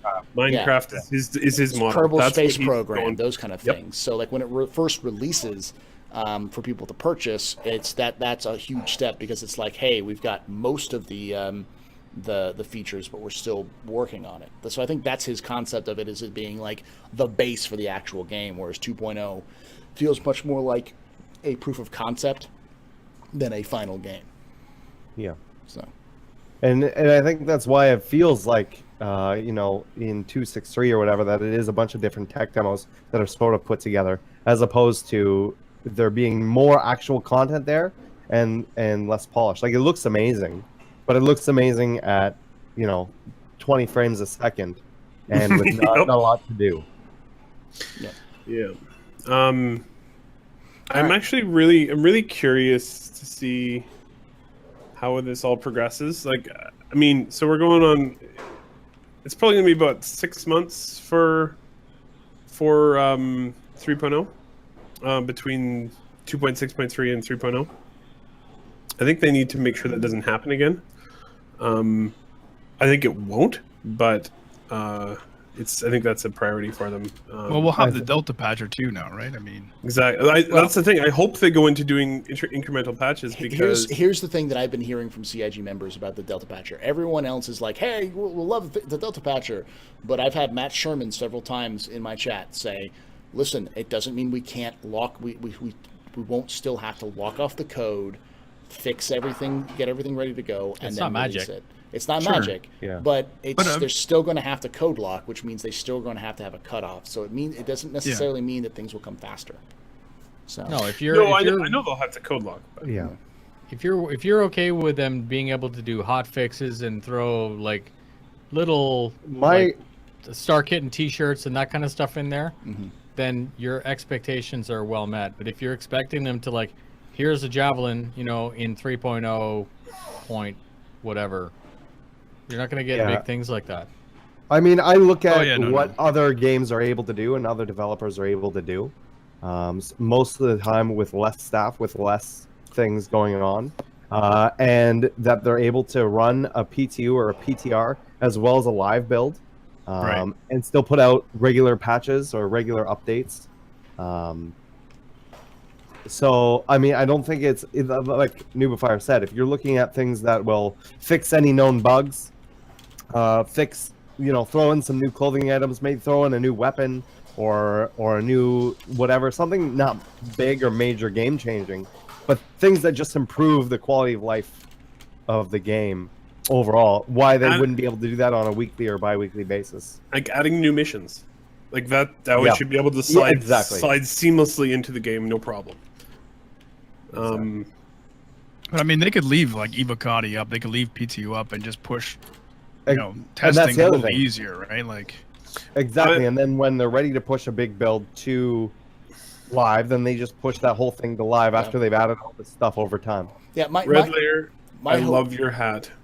that's my Giraffius Maximus. It's actually Oh, Kim is a 2-pack of there's a hats. second one. Look at that. 2 hats? 2 hats. I know, too. Wow. 2-pack of That's hats. a hat on hat. Yeah, Is that on the Red Layer store? Or can I buy yeah, those? absolutely. Yeah. Merchandise? Merchandising. I'll be right over. Gosh, what was I going to say? The big thing is that I think all of us are hoping for is that at least once a month, like hot fixes. You know, if they have stuff to add, they have stuff to add. But bug fixing, balancing changes, because before they Balance, couldn't. I think, is the big thing. Yeah, because before they couldn't do that because it would take so long to download, and it'd be stupid to do so. But we know that in PTU and in ETF they push out new ones every day. So if they had some way of keeping the PTU open to a degree where we have What it boils people who down can to is always money. take it. Yeah. Right? It's the amount of money to send, the amount of data that they want to send. And so if they can only send what those updates are, then it's not a lost cause. As of right now, when they send out something that was, let's say, to fix in Star Marine, walking through the enemy players, right? Maybe that's something really easy to fix, and it's like a 2 meg fix. But because that patch to put out would cost them 10 gigs or something, because the way that the patch works now, it doesn't make sense. But if it requires 10 megs, right, Yeah. and they're able to do it that way, then those are the kind of things I expect to see them push on a weekly basis. Or let's change some numbers behind some weapon stats, some armor stats, be able to change all kinds of things and see how the meta plays out with those things on a weekly basis. Add new commodities to the trading system. Yeah. These are things that should be super easy to do. Stuff that's things already that in are- the code. They're already in the code. It's just a matter of changing their Like database changes and things like that. Yeah, absolutely. It's more complicated than that, obviously, but they're not as complicated as putting in brand new bits of information into the game. Could be adjusting the economy. Yeah. It's like just trying some new absolutely. numbers and see how that goes. Yeah. Alrighty. So, does anyone else have any other questions? Because we can move on with these. No? All right. So, Nikolai asks for me, Juan, I'm about to go on vacation to Pachinki. Is there any places I should visit of note? Local hotspots, good food vendors. Well, you got to make sure you go to Jay Lee's house. You got to take an upper decker in Jay Lee's upper. You can learn everything you need to know at school. Yeah. Yeah, but school is a little. It's kind of it's the hard knock life in school. If you're gonna go to school. I mean, you go to school to learn. Yeah. Had an upper decker, apparently. Or get shot in the face with a shotgun. And well, that's part of life, isn't it? Then there's what is it? The you can go to Paul's Garage, which gives the best lube jobs in Pachinki, which is just that it's northwest, the northwest corner. Very big. And of course, everyone loves God Building. You got to go to the God Building to see everything. You can see all of Pachinki from God Building, which is just below the church, just on the bottom of the hill in the church, in on the west side of Pachinki. There you go. Also, bring in an automatic rifle if you're going to Pachinki. Wait, what's PUBG? What's PUBG? It's the new recipe that I'm making. You know, a PUBG. Oh. Yeah. It's like a guacamole. Yeah. Spaceship Training Wheels asks, place your bets on CitizenCon ever happening in Canada. How do we make this Canada? Should CitizenCon move to more places? Honestly, I think it could. There could be a case for moving it to Montreal. Where's Montreal? Is that where they're located? Yeah, that's true too, right? 'Cause Turbulent they're- isn't really CIG though, right? They aren't, but they've been there the longest from any other company. Listen, I wouldn't be surprised that if the CIG is as successful as we all hope they're going to be, that they don't just buy and then own Turbulent. Yeah. But who knows? Yeah. I mean, it could be a thing. I mean, it would do two things. First off, it would make Canadians happy, and it would also make Northern Americans happy because there's a lot of people who live in Chicago and the Northeast who complain about how it's a much longer trip New York. to go to New York, that there's never going to be a CitizenCon there. But if they're able to do it in something like Montreal, yeah, it's still a bit of a trip, but it's a much shorter trip to go from Chicago to Montreal than it is from Chicago to Austin or L.A. Which And the is poutine. That's the game-changing man. ship, by the way. Yeah. The game-changing ship is just a ship with a billboard on it that says, "We bought Turbulent." Oh. I do wonder what other companies they work for, because it seems like they pretty much CIG is paying them exclusively to work on their website, because they're not just making they help make the new patcher, and they're making integrating Spectrum into the game, creating Spectrum from the ground up. So, Well, here, let's go to the website and look and find out, and I'll give you an answer. There we go. do they have their current partners on the website? Because I know a lot of places Yeah. will actually they'll say who they've worked for, but not who they're currently working. They have two. So they have two case studies. One is Star Citizen. Mhm. The other one is Property Brothers case study. No. So they have two clients right now. Possibly. I'm looking to see if there's any links where it shows. Next question. All right, moving on. From here, Mayonnaise015. Do you think having a beard is a prerequisite for working at CIG? No, because Matt Lightfoot works for CIG, and he's got a Yep. baby face. Also, Sandy Gardner. Yeah, true. No beard. Confirmed. So mean. So mean. Nikolai asks, who else is getting the X1 with me because it looks more stylish than the other ones? I'm not buying a napkin. I'm taking a pass. I mean, I've got enough.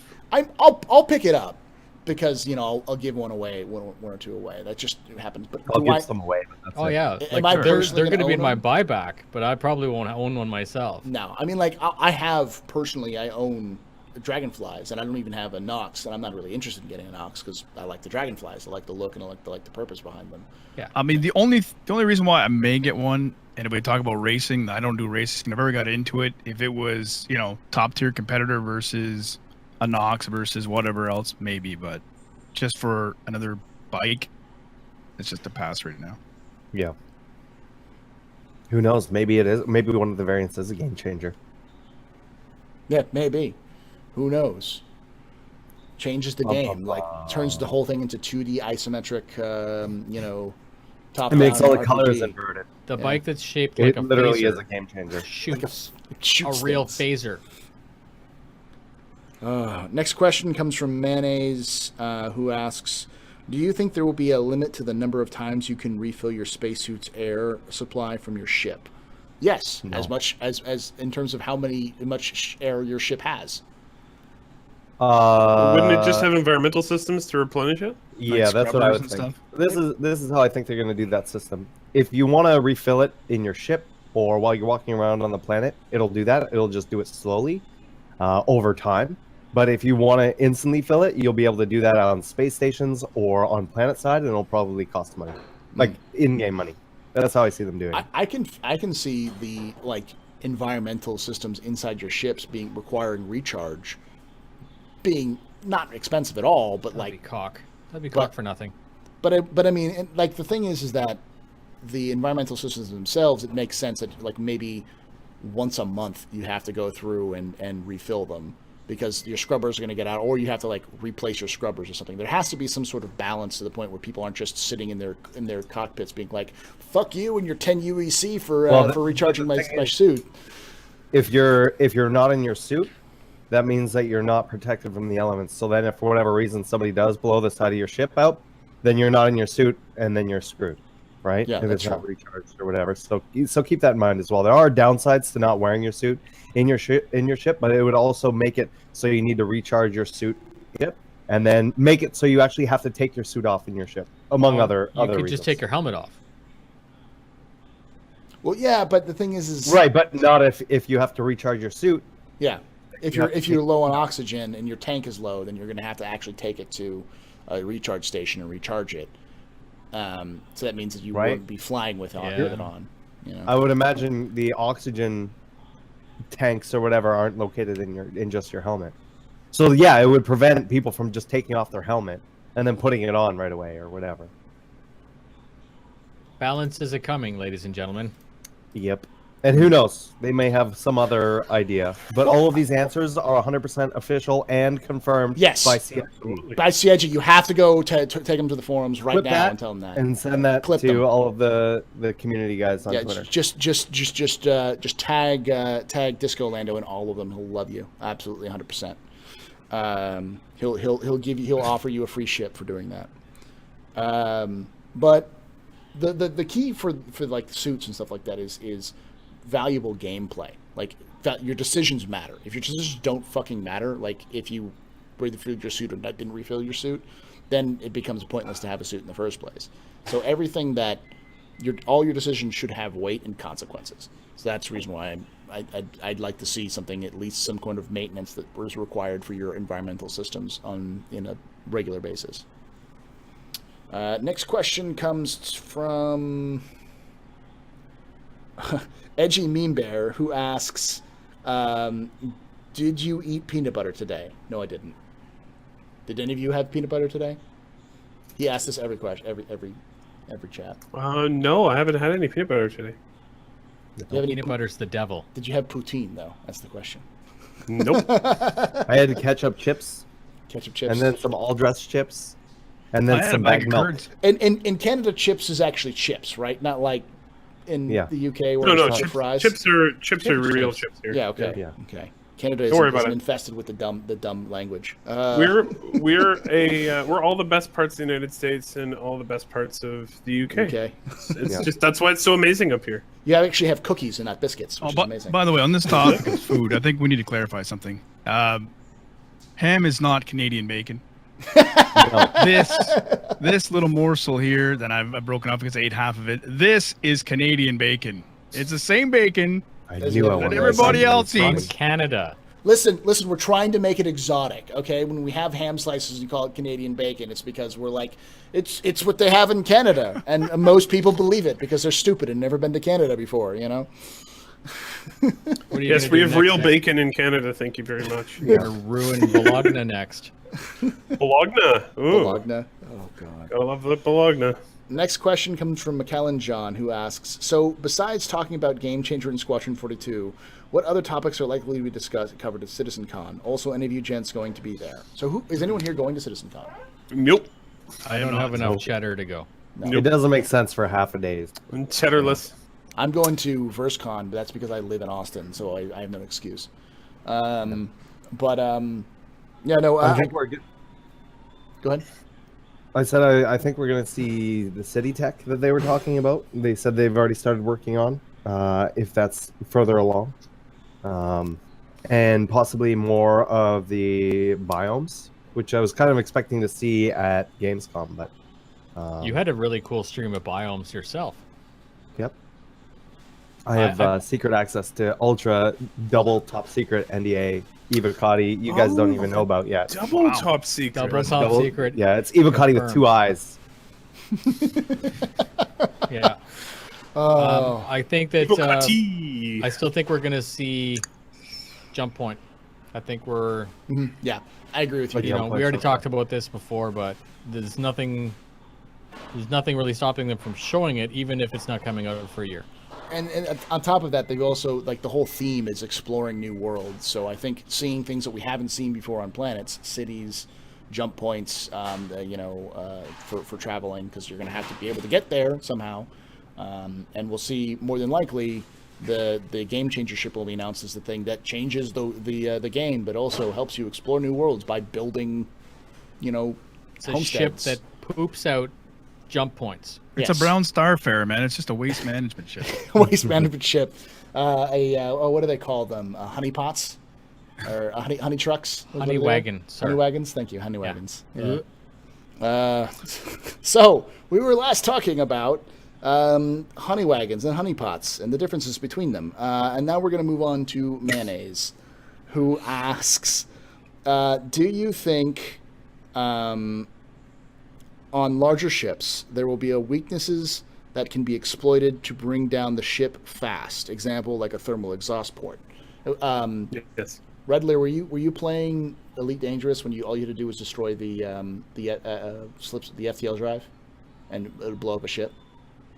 I don't know if it was the FTL drive, but I know like It was there's like just there was destroy, like the there was power like plant. It's all over, right? yeah, it's like there's like one spot on the ship where if you focus on that, it'll blow up the ship, which is like 100 times softer target than the ship itself. I mean, if someone's got a crapper on the ship, take out the crapper on the Vanguard. What are they gonna do for stamina? That's it. They're done. Exactly, they're done. Done.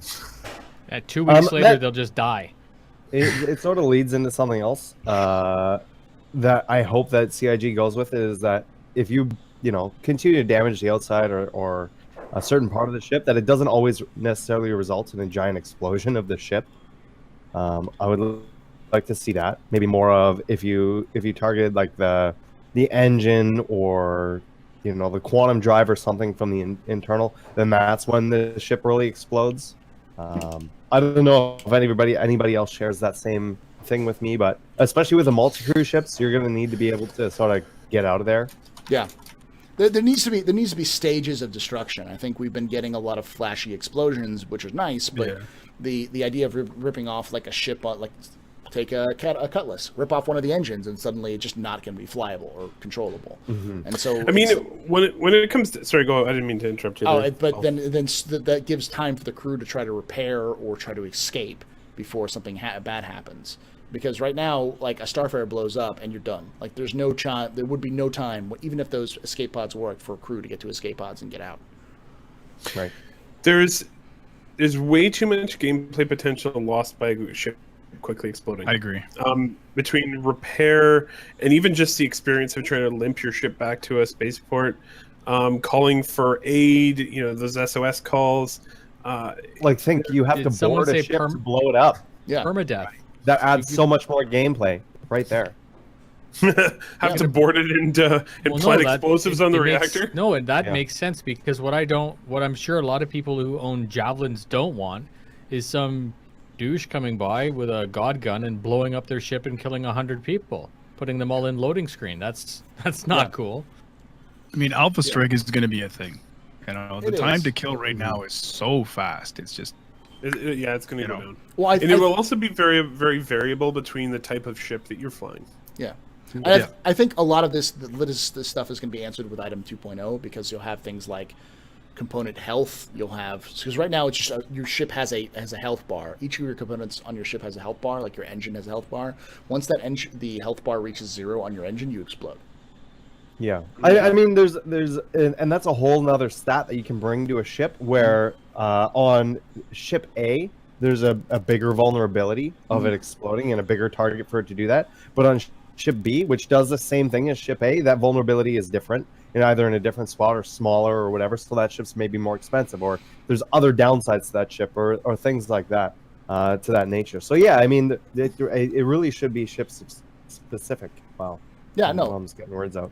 No, that's. I think that's the good case, and I agree. Like it's boring to have a ship where you can blow it up super easily, or even have a ship where you just hit it like a pinata until it blows up. Having a ship where it's actually more effective to bust open the Starfarer's doors and run into it and plant explosives on the engine and get out. If you want to blow it up, it makes is better. Also, to a certain degree, I don't know about you, but I've never seen a vaporized tank. For instance, in a fight, the tanks get knocked out often. They get killed with the crews inside, but very rarely are tanks completely, like, you don't see the turret of the tank fly up and disappear like it's made out of tissue paper or anything like that. That's all like Hollywood stuff. That's what happens when the ammo blows up inside it. Yeah, that's pretty common. But that happens.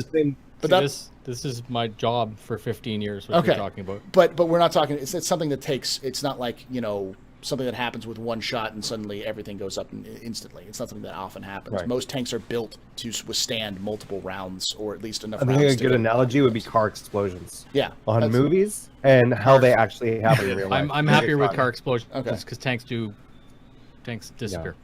Yeah.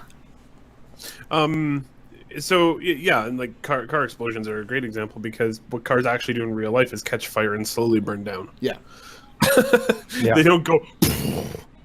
Yeah, and jump 30 feet in the air and I still kind of like the tank analogy, because it makes sense that tanks do blow up, but again, most tanks are designed to be disabled. If they get disabled, your crew has enough time to get out. You kill the people You kill the people inside. As a tank gunner, Yeah. I'm firing a sabo dart at 1,800 meters per All right, second. I'm wrong. Okay, with, we'll move on. with the intention of putting a little hole in it that sucks the crew out the back. It Okay. basically kills. That's a kill. You're killing the people inside. You're not trying to disable the tank. Yeah, but that's at the same time, it doesn't completely like destroy the tank. You can still salvage the tank if you had a chance to. With all of the red goop inside, yes. Yes, with all the human, Sure. what used to be Give it a humans good in spray there. down. Yeah. No maple syrup. Oh, maple syrup air conditioning. You're good. There's a reason I'm not a tank driver gunner anymore. Yeah. Yuck. Fair enough. Yucky. So the next question is from Spaceship Training Wheels, who asks, do you have any guesses about how many people will play Squadron 42 and not care about the PU? Should CIG be concerned if the PU player base is way smaller than the number of people that play Squadron 42? Should we expect the community to have two very different separate player audiences? I think it'll be the opposite. I think Squadron 42 won't be as popular as Star Citizen. Yeah. No, nowhere But- near. But that being said, I think that they'll both be, if done correctly and properly in the way that they've explained it, they'll both be very popular. There's a lot of people who like those single player experiences like The Witcher or whatever, and there's those people that really like MMOs, and there's a lot of crossover in between both of those where people like both those experiences. Yeah, and I think we're going to see a huge spike in people playing Squadron 42 at the initial release, and maybe a couple months afterwards, and then it'll just drop down. Whereas Star Citizen should have a steady player base with peaks, but always have a steady player base. I mean, I'm definitely one that's in the MMO camp, right? Like I came here because of the MMO, not because Same. of Squadron 42. And I'll play Squadron 42. It'll be cool. It'll be a nice introduction to everything. But it's the MMO that I'm really. And that's not why I back the game for the amount that I have and everything else. I wouldn't be a Squadron 42 streamer. Yeah. I would be Star Citizen. Next question comes from Nikolai, who asks, so I've been wondering since I saw it, and I'm sure I've said this before, Nubifier, why are the wood pieces in different orientations on the wall behind you? Math. Math. Yeah. I think it doesn't have to do with sound. It does. I did a whole video on it. Okay. Sorry for that sounding like a dick. So Nikolai, I can- go. Here, let me help you out, Nikolai. There we go. Bam. Go watch his video. I'm sure it's on his YouTube. But I know I remember it had something to do with sound. Is the reason. Yeah, why I there's like a whole. It's about a year ago. It's called the full build. It's just called go Google Dead Room. That's what I called it. It's kind of funny. It's But the funny part is that I think in that video you actually have my stream up in the background. Right. For that video On the TV when Yeah. when there's still a TV in here for sure. It was really helpful while I was building the room to be able to watch it. It totally reduced my productivity. Thank you. But yeah, it's basically not a sound absorber. That's foam. Sound diffuser. It's designed to scatter sound everywhere so that it doesn't come back as one big echo. Alrighty. Makes it sound like you're in a bigger room than you are, essentially. But Yeah. Next question comes from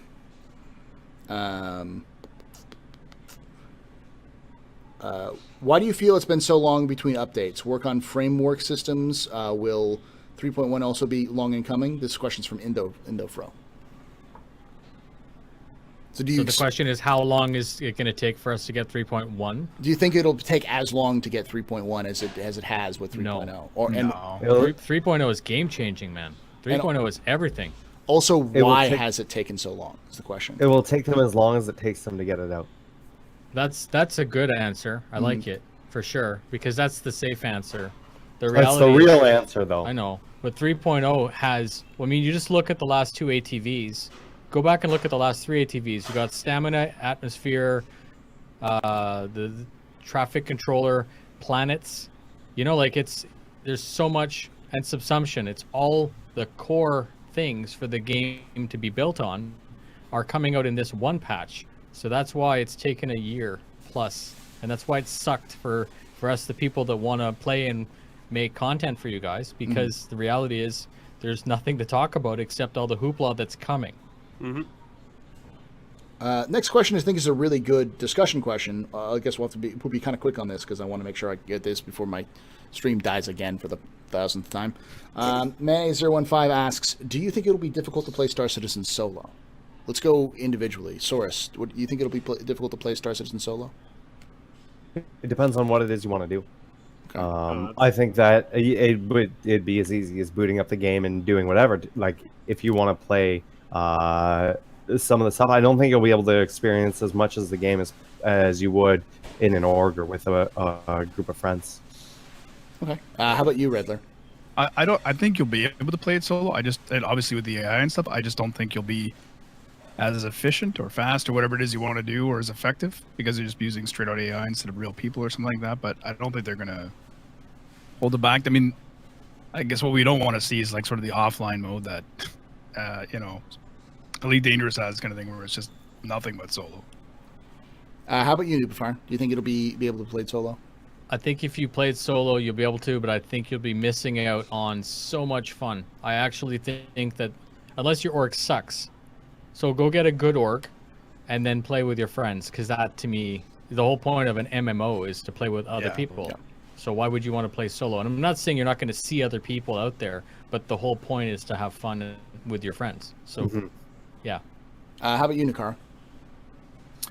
I think it will be pretty reasonable to play alone, and I'm glad, because that's what my tendency is towards, is to, I like playing with my friends and stuff, but I often play a lot of time in MMOs on my own, and it's very old now. It's a 5-year-old interview, but I remember right after the Kickstarter, there was an interview that Chris Roberts did where he said that was his preferred playstyle as well. So I think that will probably at least ensure that it's viable. And also the ability to hire NPCs to do all the jobs on your ship helps that along. But I still think you're going to be somewhat limited. Like, I don't think it's going to be even remotely possible to do a good job soloing something larger than maybe like a Carrick. Yeah, I think that, pretty much echoing what most of these people said, you're dealing with a situation where solo play is going to be what a lot of people play, but there's going to be so much more to the game than just solo play. And also there'll also be situations where, like, unless you are the best fucking fighter pilot in the universe, it's going to be difficult to go to places like lawless areas and not get your ass kicked solo. Even in Star Citizen now.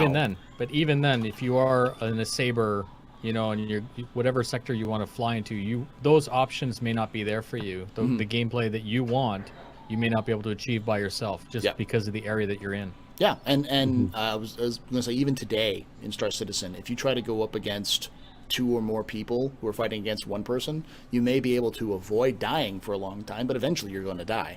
Eventually you'll either have to run away or submit to death, just because numbers do matter. So yeah, you'll be able to play solo within reason, though. I think there'll be a point where it's a diminishing returns as being solo, where you're eventually going to need to team up with other people. Yep. All right, so God asks, pants check. No, God, no, because it's TOS. No pants. No pants. None of us are wearing pants right now. If we were to show you our bottom areas, this stream would be banned. So I can't do that. Pantsless. Diabolus asks, what types of planets are you most looking forward to explore? Let's start with Red. Moon of Endor. Endor? Sorry. How about you, Say Redler? the same thing. I was going to say the same thing, man. Give me a speeder bike. Let's go. Yeah. Some Ewoks. Yep. I'll share a dragonfly with you, Redlear. Thank you. Thank you. I'll hold Street on to sensor. you so tight. Yellow. Yella? Oh. Yellow. How about you, Nubafar? What kind of planets are you interested in? Earth.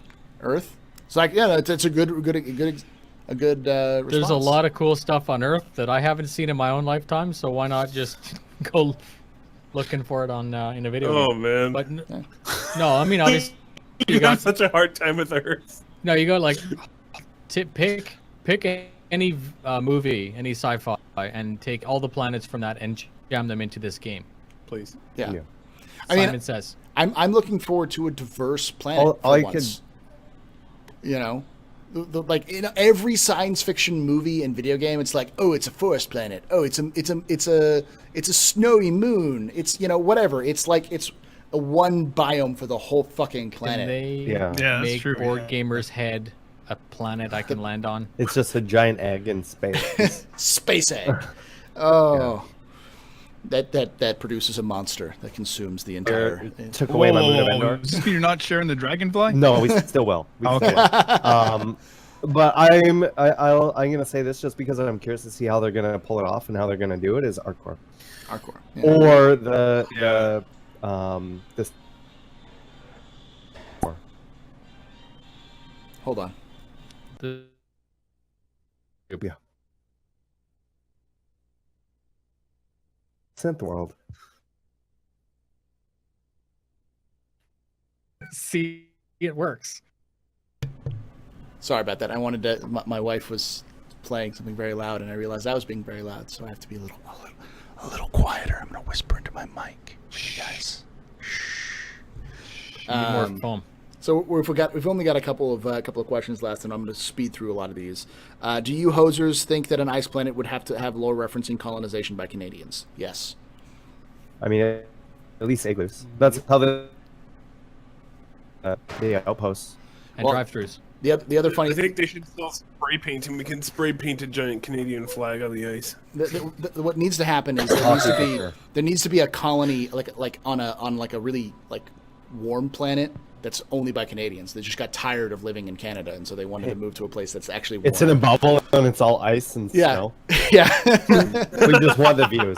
Yeah. It's like comes in Zootopia. Yeah. Well, it's the Canadian biome. But then there'll be like a single Banu merchantman, Redler's like puts in shack, and everybody will show up and get puts in. Oh man. Nikolai asks, should I buy an $800 Assassin's Creed package or the 1,000 battle pack? Nikolai, $800 is what I just spent on my truck. So buy something like awesome for $800, like booze. Go buy a ridiculously like expensive bottle of booze, or like a plane flight to somewhere nice. If you have $800 to spare, On a vacation somewhere. yeah, Like Canada. like Canada. Go to Canada, get some poutine. I mean, you can visit Saskatchewan for pretty cheap. What is that? That's like 16 Argos. Yeah. President Buttface asks, do you think we'll be able to fly the Idris in the PU next year? No. Hello, Mr. Trump. No, I think they're gonna hold it. Well, it depends. I think they're gonna hold it for Christmas out. I think they'll put it out in the PU. I don't know, man. I think it might come before that. Just going off of how excited they were to show off, they had two of them in the same instance, and they said, once again, this may change, but they've said that once they can get two of them flying with all the players working, that they're going to put it in the game. I think that's the big key. And I think if we see it next year, Because that'll be epic. Yeah, if we can see two, I think what we'll see is once we get more players than 24 players in the game. If we can get more players than 24 and it's stable at a higher frame rate, I think that's when we'll see stuff like that. And then if it can handle the assets with all the loading of the containers and everything. Commander Benkai asks, do you think Star Citizen players will experience brutal griefing, especially if you take out your new shiny capital ship with no experience? I think that if you have no experience something, expect to get it exploded. You're breaking up a lot, Paul. Yep. God damn it. Let me see if I can't reduce some of my... I'm just going to... You get another downloading something in the background. Yeah, it's either Cam's downloading like an entire like porn, or my porn download didn't actually stop, and all my midget porn is now delaying all of this this wonderful stuff. No, it's just he forgot to turn off seating. Yeah, I just got to turn off my hacks. My take on this, coming from Eve back in the day, is space should be dangerous, but at the same time in Eve they used to have high sec, they used to have low sec, you used to have null sec. But the thing about high sec is it was actually more dangerous than the other two, when really people didn't expect it to be when they first joined the game. I think in Star Citizen it would be nice to have a true just want to float through whatever but then have the risk versus reward and low and null, whatever they call it, and have true security places. But have a safe zone for those people who want to, Grind. whatever, just grind. If you just want, so if you have brand new, you have a prospector, you want to go try it out, safe area. Yeah. That one initial sector, totally green. You can take out any of your little ships and try them out and get almost you get money, but you're not going to make millions of dollars. The And money's then with the risk. exactly, you want to go out and do some high security stuff, then it's going to cost and it's going to be risky. So I do think that it's very important to have that one sector where people can do, and this is for the greater good for the full 10 years, because who knows, maybe in 8 years someone will want to get the game for the first time, and there has to be not a training mission but an area that you can actually try it out. Yeah. Okay, someone in chat just spelled citizen with an S. Oh, perfect. With an S. That's how we spell it in Canada, so it's okay. Yeah. Spelling. No U and an S. Star Citizen.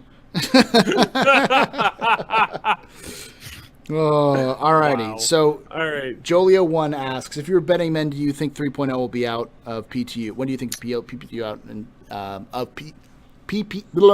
when do you think will be out of PTU? When 3.0 will be out of PTU? So when will it release? Red Lear, you first. Sorry, what was that? February. February? Okay. Nikara? I would like Yeah. right on the PUE. Yes. Nikara? November 13th, my birthday. November 13th. Okay. Nubify? No bullshit? I can't even answer that question, man, because I don't ever talk about that date anymore. Okay. Because I was burnt from SitCon. WTF? So no question, but it's not coming out next week. I promise you that. This is when 3.0 is going to the PTU? Out of PTU. Out of No, out of PTU to live. Oh, live. Oh. Who said November 13th? Me. Lol. I said February. Like early February. Yeah, I'm gonna say maybe December. We'll say. I'll be. Keep in I'll be mind, optimistic and say December. I said November 13th simply because it's my birthday. I have no expectation it'll actually be out. I just should also be- anticipated it coming out on my birthday. Well, February 9th was is technically August my 7th. birthday, so Yeah. I guess we all Well- chose our birthdays. I mean, my birthday's in January, and I'm still thinking it's coming out sometime in February, March. I'm gonna be I think we'll have a very long ETF and very long PTU with this one, because again, it's this Yeah, like even it's gonna be long. it's the baseline for everything, and they're even releasing it to Evocati before they would even release it. They would originally have released it to Evocati. So, all right. Next question comes from Fastcard, who asks, Paul, what's this about following pregnant women like they're like an Assassin's Creed mini game? Well, that's how you get kids. You follow pregnant women until they're about to pop, but you have to be just out of sight so they don't see you. And then when they pop, you just run up, you grab them, and run away. That's how adoption works. So in much America. valuable information from I've been this doing this stream. totally incorrect. Yeah. I know, right? All these years. By the way, if anyone's wondering, this was a comment that Paul made on the relay station earlier Okay, today. I will explain it. Eris has his, I guess, niece who lives with him, or No, cousin, basically.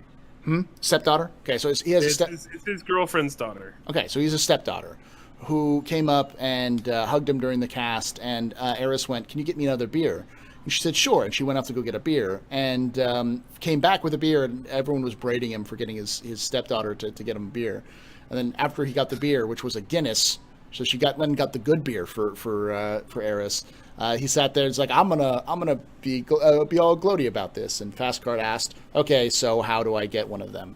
And I made that comment. It's like an Assassin's Creed minigame where you have to wait behind them, follow pregnant women until they pop, and then grab them and run. That's the only way. That's the way I'm planning on getting children. Whatever you guys talking about. And I asked Cam about it, and she's like, "Yeah, that's the plan, right? That's how we're gonna work." Next question comes from Commander Benkai, who asks, "Real-world pirates like capturing oil tankers and other ships, then ransoming the crew, cargo, and the ship back to the owners and our government. Do you think this would happen in Star Citizen?" Yes. I hope so. Yeah. That's the plan. Depends on the ship. But I mean, insurance is insurance. It may be easier to pay A out. lot of people would be like, "Why am I going to pay you? I'll just claim on my insurance." But the question is, I mean, the places I could see it happening is when, you have cargo that's too expensive to insure, Yeah. and then you're like, well, I have to get that ship back. So I think it really is going to be situational, but I'm not really sure. It'd be really interesting to see how that type of gameplay plays out. Also depends on the upgrades and everything as well if you do that to your ship. And whether or not you've insured them. You can insure that stuff, but it's going to cost more money. And it also takes long. Also, the question is, do you want to pay the?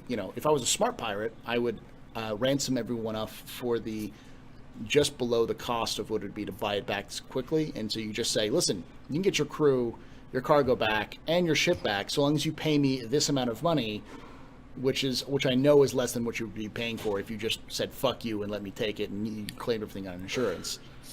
And you won't take the reputation hit when I blow holes in the back of your crew's head. No, release 3 cargo modules, and I will let you live. Yeah, something like that will happen probably more often than the ransom, but I can still see I the hope ransom. so. I hope so. Once again, that comes down to balance and how they balance that and everything. So I do agree, though, Nubifier. I think that's going to be a more common scenario. Is they're going to be like, lock their guns onto you and be like, okay, give me some of your cargo, shove some of it out the airlock. Well, that's how it works in real life. yeah. You want to drive through a checkpoint. The guy, the dude's like, I want a jerry can of diesel, or you're not getting through. And you want to escalate and start killing people over a can of jerry can, like a can of diesel. Who cares? Yeah, absolutely. It's called breakage. I learned that from Breaking Bad. The stuff you're expecting to lose at a certain point just from normal business transactions. Right. Jesse, we've got to cook. Yeah. Being why fleeced. stuff in stores is so much, because they account for the shoplifting and stuff. So that's why you have 5 cargo modules just full of water. You're like, here you go, bozo. Yeah, that's also a great way of getting shot the next time you come by, though. The next time they see you. Or if you're going to do that. Or make sure on the way through. Yeah. Have fun with your water. Asshole. Hey, water could be a valuable... No, it's not. You can probably make water anywhere. Next question comes from DeRosa's TV, who asks, thoughts on the availability of ships for sale and how it'll be handled in 3.1. Oh, in 3.1. So, what ships do you think we'll be able to purchase in game? Basic ones. Anything that's a main ship, that's a normal ship in the store. Yeah, anything you can rent right now.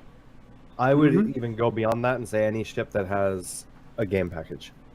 Okay. Yeah, that makes sense, too, because they limited the game packages to a handful of things. Yeah, that you're able to buy on a regular basis. None of the special alien packs or anything. No. You're not going to be buying a glaive. No, you're not going to be buying a glaive. You're not going to be buying a Cartual. You're not going to be buying, you'll be able to rent, probably not even be able to buy an M50 or a 350. Okay, Or a what Super Hornet or about something.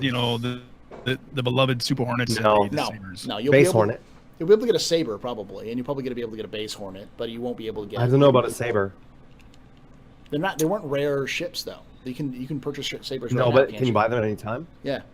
I think you can. You can buy the Saber not sure Comet right now. anytime. No, you can't buy the Saber or the Super Hornet right now. No. I think I think you'll get the Base Hornet. I think you could get things like even the Buccaneer. I don't think you'd be able to buy.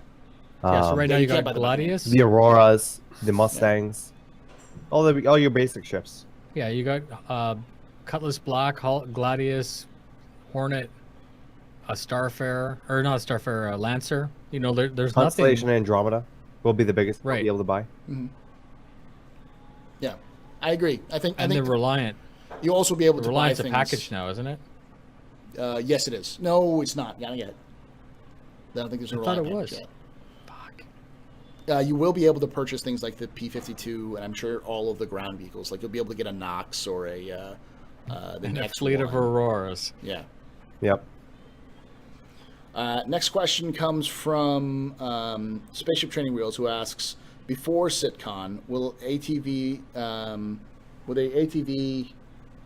or Written Monthly Report Studio give us any post 3.0 info?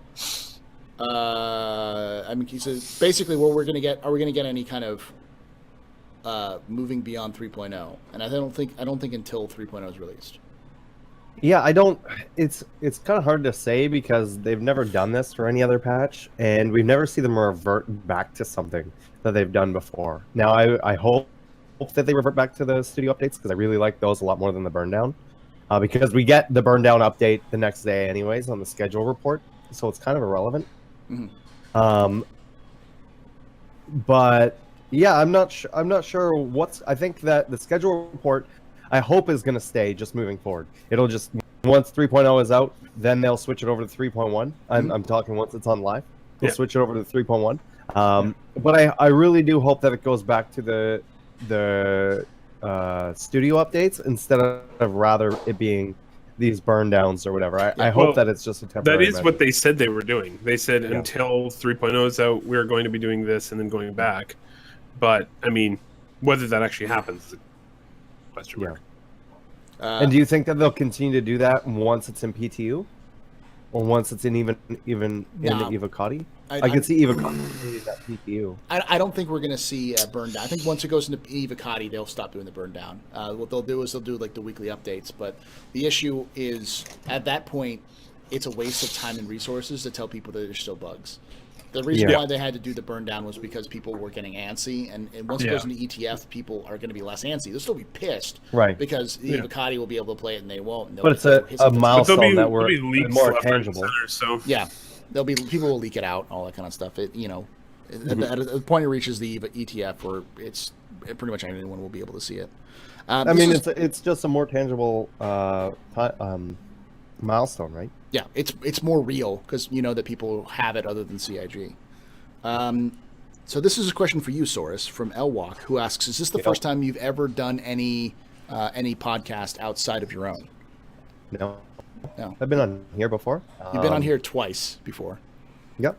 No, this isn't the first. Yeah, he's done other ones. In fact, he was on like the second ever Captain's Table. I think it's up on YouTube as well. Like there's one on YouTube with Saurus on it. Next question comes from Oxygen Deprived Janitor, who asks, would you like to see an emergency or temporary method for sealing hull breaches, not counting room doors acting as bulkheads? I certainly would. of course. Yeah, I think that Of makes course. sense. That needs to be part of the repair mechanic, absolutely. Yeah. 100%. At Absolutely. least enough to be able to limp back to wherever you can actually get repaired.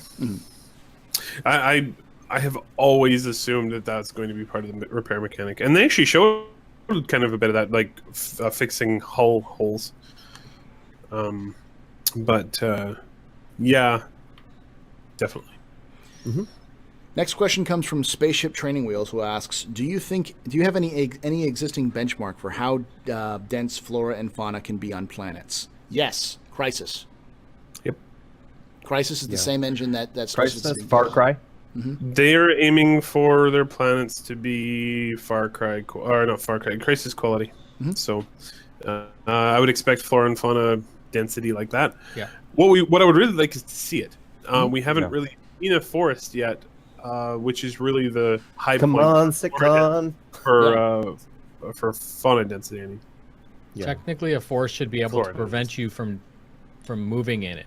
Like, it should be able to be that dense, and that's realistic. It's on a major obstacle. Yeah. It should slow Absolutely. you down as you move through it, but On foot. I'm talking about in a vehicle. Yeah. Oh, that too. Yeah. Yeah. And game that did it pretty well, like visually, was Battlefront 2. Not a lot of other good things about that game, but that's definitely one of them. alrighty. And that was the last question of the night. So that's everything. Thank you guys all so much for hanging out with us here tonight at the Astropub with the Captain's Table. Make sure to follow all of these people, subscribe to them, do everything, send them the love. This all Canadian Captain's Table, and because it got crashed like 3 or 4 times, I'm gonna have to split it up and like go into my editing software and put it together. So it's gonna take a little longer than I normally would, but expect it to be up sometime later. Now Gamble shows up. Now Gamble shows up. Thank you, Gamble. Thank you, Gamble. See that? Just on And he time. subscribed too. For 9 months. Oh, convenient. Best 9 Canadian months. EU. Yeah. So for those of you guys, we're gonna call it. I'll end the stream here, but we're gonna be back. I'll be back here in a few minutes, maybe like an hour or so, because I got to do my stream later. Are any of you guys also streaming later, or you have a video? I will probably probably will be jumping on there. Yeah. I'd like to talk about an LTI Orion that my channel's giving What? away. How do I win? Yeah. How do we win? How do you enter? You don't. How He's do you gonna, enter? he's just gonna send it to me. That. Maybe. Thank you. Always a good time, Paul. Awesome. Oh, how do you enter to win the Orion? Oh, you literally go to my channel and find a video called LTI Orion, and then you just follow the rules. There we go. Rules are good. So do that. And for those of you guys watching on YouTube, we do this live every Saturday, 3 p.m. Pacific, 6 p.m. Eastern, 10 p.m. GMT. And I put it up to YouTube shortly thereafter. So thank you guys all so much for hanging out. Hope to see you guys again soon, but if I don't, hope to see you someday in the black. Have a good night, guys. See ya.